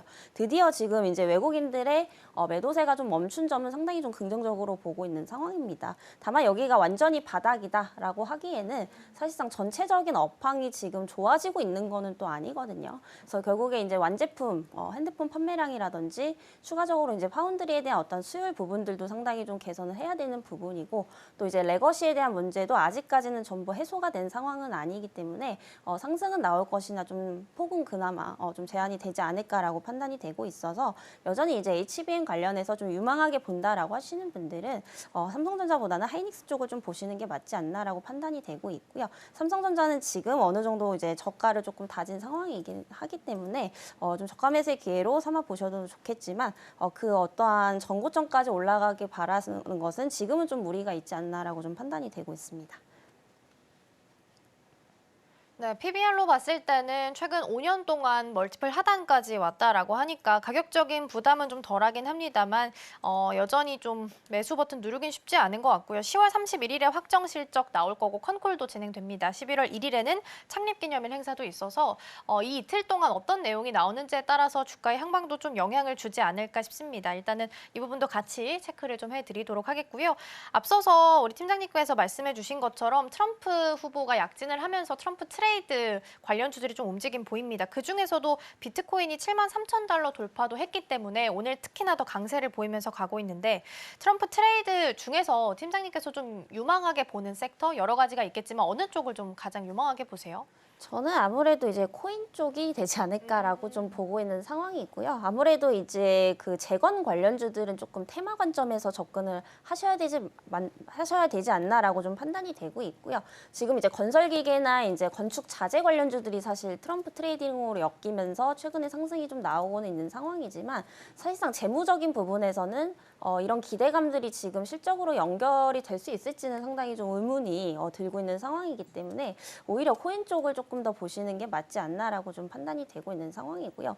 원래 이제 과거에도 트럼프가 당선이 됐었을 때 비트코인은 항상 강세를 좀 보였다라는 점을 감안해 본다면 그 연속성에 대해서는 오히려 이제 재건주보다는 시세를 이어갈 수 있는 코인 쪽을 좀 보시는 게 맞지 않나라고 판단이 되고 있고요. 오늘 이제 시장의 흐름을 보면은 이제 관련주들의 상승세가 이어지고 있지만 정말 비트코인이 좋다라고 하시는 분들은 저는 오히려 주식 시장에서 관련주들보다도 오히려 좀 코인을 사시는 게 좀 맞지 않나 또 이렇게 좀 판단이 되고 있는 상황입니다. 네, 오늘 트럼프 트레이드 관련해서는 코인 관련주들이 좀 움직임 크게 보이고 있는 상황입니다. 그리고 가장 유망한 섹터로도 언급해 주셨으니까 참고해 보시면 좋겠습니다. 자, 그럼 실시간 상승률 상위 종목들 먼저 체크해 보겠습니다. 코스피 시장입니다. 네, 코스피입니다. 한미사이언스, 한미반도체, 한국항공우주, S&T 다이내믹스, 이수페타시스 있습니다. 어떤 종목 살펴볼까요? 네, 한국항공우주 보시면 좋을 것 같고요. 과거에도 몇 번 조금 언급을 드렸던 종목인데 최근 드디어 이제 좀 상승이 나오면서 이제 저항선을 좀 돌파를 시도하려는 이런 모습들을 좀 보여주고 있습니다. 그래서 방산주들 같은 경우에 이제 또 대선 이후까지도 좀 지속적으로 관심을 좀 가지셔야 되는데 이 종목을 조금 더 집중을 하셔야 되는 이유가 사실 뭐 하나에어로나 LIG 넥스원 계속해서 수주가 늘고 있다라는 것은 알고 계실 겁니다. 근데 문제는 뭐냐면 지금 신규 관점에서 뭔가 적극적으로 매수하기가 상당히 좀 부담스러울 수밖에 없는 자리거든요. 그럼 거기서 이제 대안책을 찾는다라고 한다면 조금 더 넓혀서 우주항공까지 조금 같이 보시면 좋을 것 같다라는 말씀 드리겠고요. 그런 의미에서 봤을 때 한국항공우주도 지금 후발주자로서 상승이 좀 지속적으로 나오고 있는 상황입니다. 워낙에 이제 다양한 산업을 지금 영위를 하고 있습니다. 뭐 우주 산업도 있고 또 민항기 부품도 이제 생산을 하는 기업인데 그 중에서 이제 방산 쪽도 최근에 이제 수주에 대한 어떠한 기대감들이 계속해서 좀 모아지고 있는 상황이라고 보시면 될 것 같고요. 그래서 뭐 FA50에 대한 수출 기대감도 지금 있는 상황이고 특히나 이제 이번 실적이 상당히 좀 기대가 되고 있는 상황이기 때문에 이런 부분들을 본다면 충분히 지금 관점에서도 접근 가능하지 않나라고 보고 있고요. 그리고 이제 주력 제품이 이제 그 KF21입니다. 그래서 최근에 이게 성능이 어느 정도 좀 공개가 됐는데 방산 쪽에서 지금 이제 이쪽 전투기 쪽으로 가장 잘 나가고 있는 게 록히드 마틴의 F16이거든요. 그 두 개와 비교를 해봤을 때 가격이 훨씬 더 저렴하면서 오히려 엔진 성능은 훨씬 더 좋기 때문에 지금 기동력이 우수하다라는 또 평가를 좀 받고 있는 상황입니다.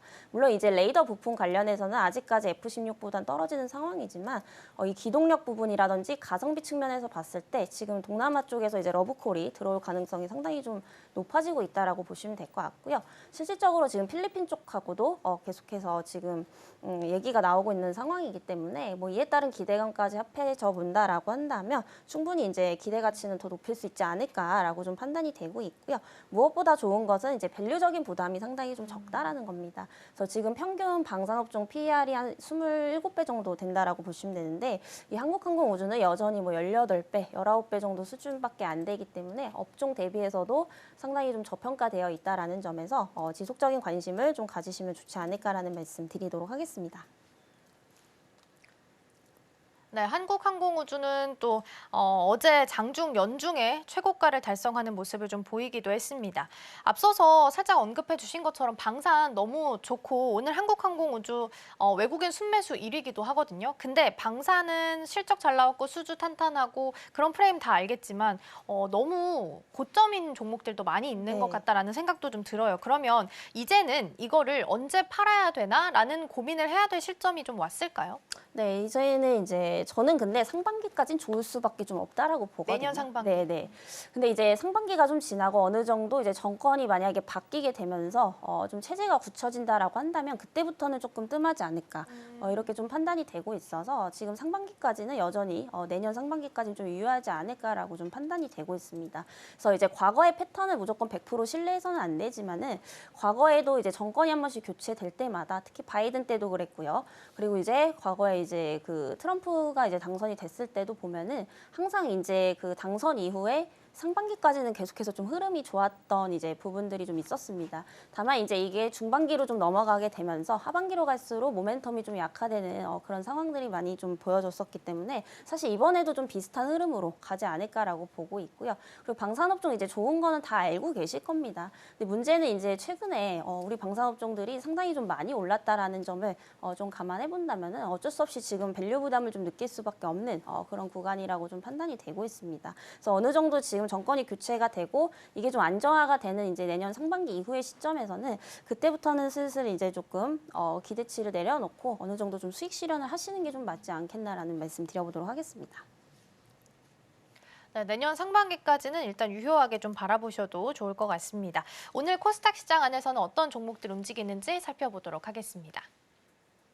네, 코스닥입니다. 네이처셀, 예스티, 동훈아나텍, SY, 우리기술투자 있습니다. 어떤 종목 살펴볼까요? 네, 방금 말씀드렸던 이제 재건 관련주 SY가 또 오랜만에 상승이 나오고 있는데 사실 이 테마주 안에서도 굉장히 좀 종목 선별이 좀 중요할 것 같습니다. 중요하죠. 왜냐하면 이제 너무 많이 오른 종목군들도 있고 또 재건 관련주다라고 해서 또 다 같이 가는 상황은 아니거든요. 근데 이제 SY 같은 경우에 인제서야 막 상승이 좀 시작이 됐다라는 점을 감안해 본다면 충분히 좀 트레이딩 관점에서 접근 가능하지 않을까라고 좀 판단이 되고 있는 상황이고요.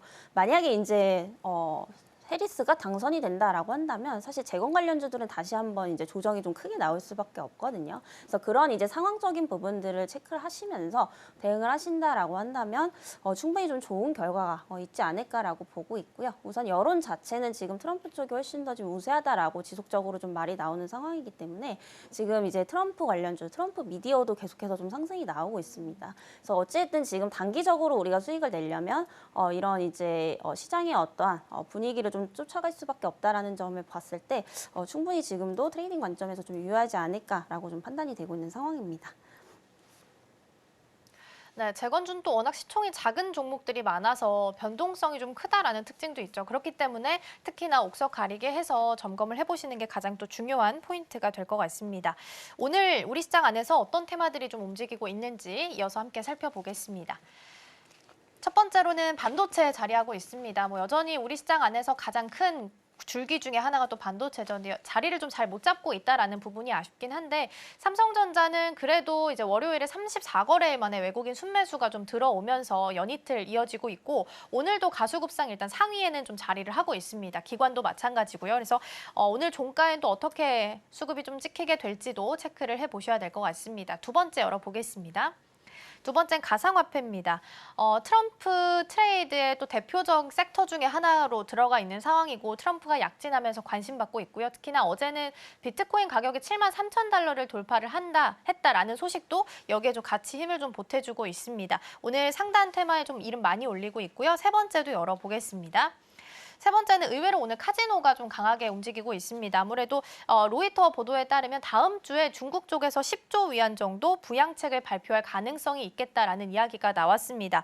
전인대가 좀 미뤄지면서 11월 4일에서 8일 정도 예상을 하고 있고 이 10조 위안으로 예상하고 있는 게 이게 중국의 GDP의 8% 정도 차지를 하고 있는 거라서 만약에 실제적으로 이만큼 나오게 된다면 경기 부양책까지 확실하게 이루어질 수 있겠다라는 긍정적인 이야기 많이 나오고 있습니다. 세 가지 테마 살펴봤고요. 팀장님, 이 중에서는 어떤 테마를 좀 살펴보면 좋을까요? 네, 아무래도 이제 반도체를 조금 어떻게 앞으로 좀 해석을 해봐야 될지에 대해서 한번 좀 알아봐야 되지 않을까 이렇게 좀 판단이 되고 있고요. 우선 이제 SK하이닉스가 지금 시장 초보다는 그래도 좀 어느 정도 낙폭을 만회하면서 상승이 좀 나와주고 있는 상황입니다. 그래서 아무래도 이제 AMD에 대한 실적이 상당히 좀 중요했던 부분인데 이 부분은 상당히 좀 아쉬운 상황입니다만은 방금 시장 상황에서도 말씀드렸다시피 아직까지 아마존이라든지 이런 데이터 센터 관련해서 또 확인해야 될 부분이 있기 때문에 지금 낙담하기엔 좀 이르다라고 좀 판단이 되고 있는 상황이고요. 그리고 사실 이번에 이제 AMD 실적이 상당히 중요했던 이유가 11월 20일에 또 엔비디아가 8월에서 10월 달 이 실적 발표가 있는 상황입니다. 네, AMD 같은 경우에 이제 엔비디아와 이제 대항마라고 좀 보시면 될 것 같은데 그만큼 이제 GPU 시장에서 2위를 좀 차지를 하고 있는 만큼 앞으로 이제 엔비디아의 어떤 실적을 좀 가늠해 볼 수 있는 어떤 척도였기 때문에 상당히 좀 중요했었습니다. 근데 이 부분도 이제 어느 정도는 맞는 얘기긴 하지만 지금 엔비디아 같은 경우에 사실상 좀 상황이 많이 다르거든요. 어쨌든 지금 블랙엘 관련해서도 수요가 폭증을 하고 있고 이런 부분들이 지금 가이던스적인 측면에서 어느 정도 좀 나온 상황이기 때문에 완전히 좀 다른 실적을 또 보여줄 수도 있지 않을까 저는 이렇게 좀 판단이 되고 있는 상황이고요. 그리고 이제 아마존 같은 경우에도 중요한 이유가 결국에 이제 데이터 센터 관련해서 가장 많은 투자를 하고 있는 기업이라고 좀 보시면 될 것 같습니다. 근데 어찌됐든 수익성으로는 이어지지 않아도 AI 데이터 센터에 대한 투자 규모를 이제 확대를 한다라고 한다면 그만큼 이제 GPU에 대한 수요가 또 늘어날 수밖에 없는 부분이거든요. 근데 이 데이터 센터용 GPU 관련해서 또 여전히 엔비디아가 1위를 차지하고 있는 상황이기 때문에 결국에 이제 GPU 수요가 늘어나게 된다라고 한다면 HBM 그리고 이제 기판에 대한 수요도 견조하다라는 의미도 좀 볼 수 있어서 AMD 다음으로 또 한 번 우리가 실적에 초점을 맞출 곳은 아마존이다라고 좀 보고 있는 상황입니다. 그래서 거기까지 한 번 더 좀 확인을 내보실 필요가 있지 않겠나라고 보고 있고요.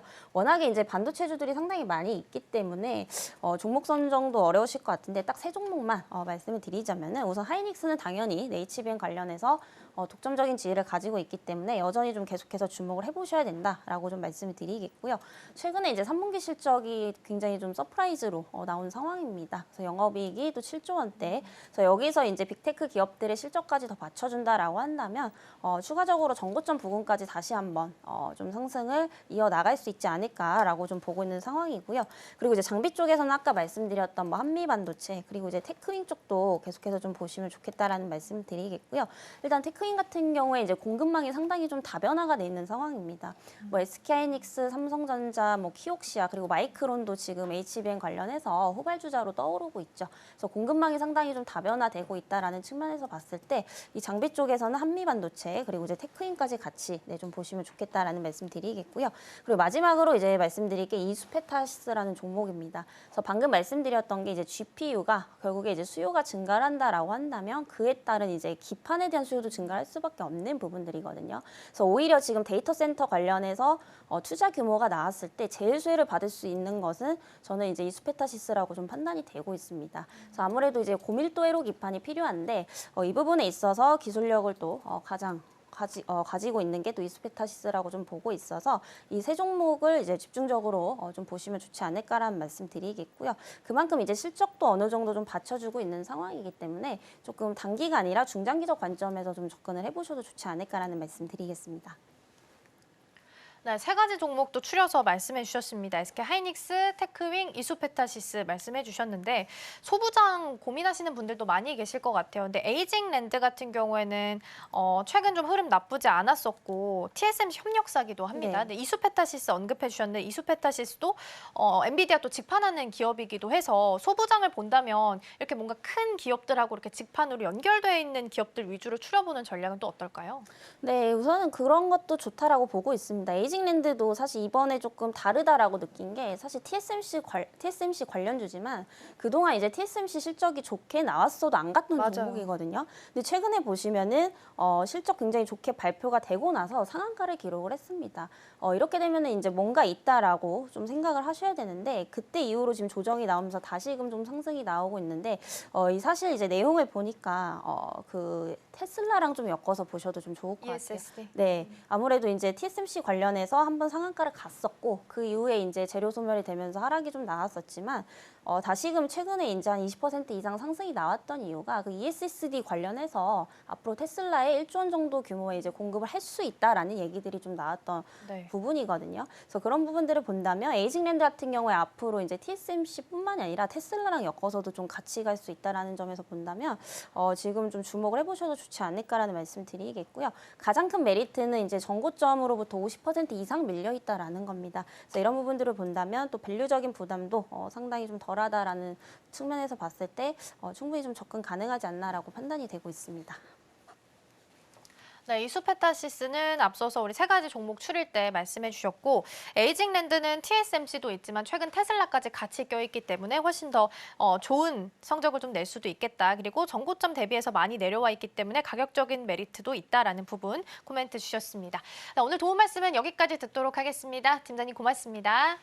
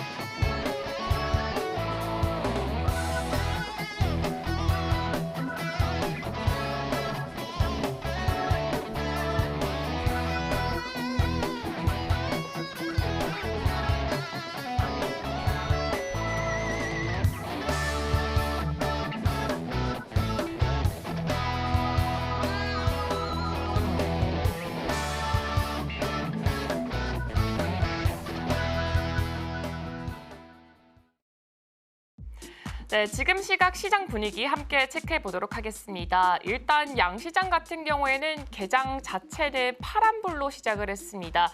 장중에 이 코스닥 쪽에서 플러스로 전환이 되는 모습을 보이기도 했는데요. 지금은 과연 어떻게 진행되고 있을지 지수부터 함께 살펴보도록 하겠습니다. 네, 일단 코스피 지수는 0.57% 떨어지면서 그래도 2,600선은 계속해서 방어하는 모습을 보여주고 있습니다. 그리고 코스닥 같은 경우에는 상승 전환에 성공을 했습니다. 하지만 그래도 0.15% 굉장히 작은 폭의 상승세 보여주고 있고요. 현재 745포인트 선에서 진행되고 있습니다. 그렇다면 투자자별 매매 동향은 어떻게 되는지도 함께 체크해 보겠습니다. 현재 개인이 유가증권 시장 안에서 2,527억 원을 순매수하면서 지수 상승을 계속해서 끌어올리려고 하고 있지만 외국인이 2,624억 원을 대거 매도를 하면서 하방 압력을 함께 주면서 지금 비등비등한 상황을 보여주고 있습니다. 기관은 현재 49억 원 소폭의 이 상승세를 보여주고 있습니다. 이어서 코스닥 시장도 함께 체크해 보도록 하겠습니다. 코스닥 시장 같은 경우에도 비슷한 흐름이 나타나고 있습니다. 개인이 411억 원 매수를 하면서 지수 상방을 끌어올리고 있고요. 외국인이 지금 392억 원 매도를 하면서 계속해서 좀 맞부딪히는 상황에 놓여져 있습니다. 기관 같은 경우에는 지금 22억 원 매도를 보여주고 있습니다. 그럼 지금 시장 안에서는 움직이는 종목들이 과연 어떤 종목들인지도 함께 체크해 보도록 하겠습니다. 일단 개장 자체는 하락불이 굉장히 많이 자리했지만 지금은 전반적으로 봤을 때 그래도 상승불을 조금은 더 켜내고 있는 상황입니다. 일단 삼성전자 같은 경우는 0.84% 그대로 하락세 유지하고 있습니다. 어제까지 해서 이거를 연속해서 그래도 좋은 흐름을 보여줬지만 오늘은 계속해서 낙폭을 그려내고 있고요. SK 하이닉스는 1% 상승세로 계속 좋은 모습 보여주고 있습니다. 이어서 제조업 쪽은 한 번 더 열어보도록 하겠습니다. 제조업 쪽을 봤을 때는 LG 에너지 솔루션이 현재 0.73% 그래도 상승 흐름 가져가는 모습 보여주고 있고요. 현대모비스가 1% 하락 그대로 이어가고 있고 에코프로비엠 같은 경우에는 다시금 상승 전환에 성공하는 모습을 보였습니다. 개장 때까지만 하더라도 아쉬운 흐름을 보여줬지만 삼성 SDI는 오늘 실적 발표가 납니다. 0.29% 상승 출발하고 있습니다. 현대로템도 계속해서 0.31% 그래도 상승불을 켜고 있는 모습입니다.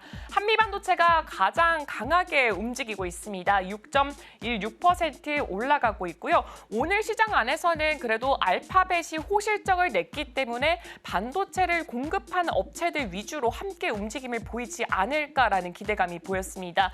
TSMC라던가 SK 하이닉스 혹은 엔비디아 이렇게 세 종목이 거론이 많이 됐었고 SK 하이닉스와 어깨 나란히 하는 한미반도체 6% 강세로 출발하고 있습니다. LS 일렉트릭 같은 경우 0.47%로 올라오고 있습니다. 계속해서 좋은 흐름 가져가고 있고요. 반면에 LS는 지금 약보합 상태에서 거래가 진행되고 있습니다.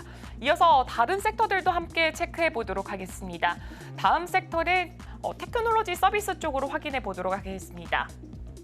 삼성 SDS가 실적이 발표가 됐습니다. OP 같은 경우에는 전년 동기 대비했을 때 31% 상승하는 좋은 실적을 냈기 때문에 1.5% 올라오고 있고요. 게임주 같은 경우는 개장 때까지만 하더라도 상승폭과 하락폭이 뚜렷한 차이는 나지 않았습니다. 현재 크루트프톤이 1.45%로 게임주 안에서 가장 강한 흐름 가져가고 있고요. 넷마블이 0.87, NC소프트가 0.93% 올라가고 있습니다. 반면에 시프트업과 펄어비스 같은 경우 0.7%대, 0.1%대 이렇게 낙폭을 그려내는 모습을 보여주고 있습니다. 이어서 전반적으로 맵 상황 다시 한 번 더 상황 체크해 보도록 하겠습니다. 그래도 아직까지는 대형주를 제외하고는 중소형주 단에서는 하락불을 조금 더 많이 킨 것으로 보여지고 있습니다. 과연 어떻게 진행될지 계속해서 서울경제TV와 함께 보시면 좋을 것 같습니다. 이상 시장 브리핑이었습니다. 네, 오늘 우리 시장 중 코스피 같은 경우에는 하락 출발했고요. 여전히 그 흐름 좀 유지하면서 2,600선에 대한 공방 이어가고 있습니다. 장 막판에 또 어떻게 변하게 될지는 보셔야 될 것 같고요. 오늘 시장의 주인공은 비트코인입니다. 73,000달러 선 돌파했다가 지금 현재 기준으로 다시 확인해 보니까 72,000달러 선까지 일단 내려와 있습니다. 흐름도 같이 체크해 보시면 좋겠습니다. 저희가 방송 중에 제공해드린 정보는 투자 판단을 위한 조언일 뿐 해당 종목의 가치와 수익률은 보장하지 않습니다. 저희는 내일 더 다양한 소식 준비해서 돌아오겠습니다. 시청해주신 여러분 고맙습니다.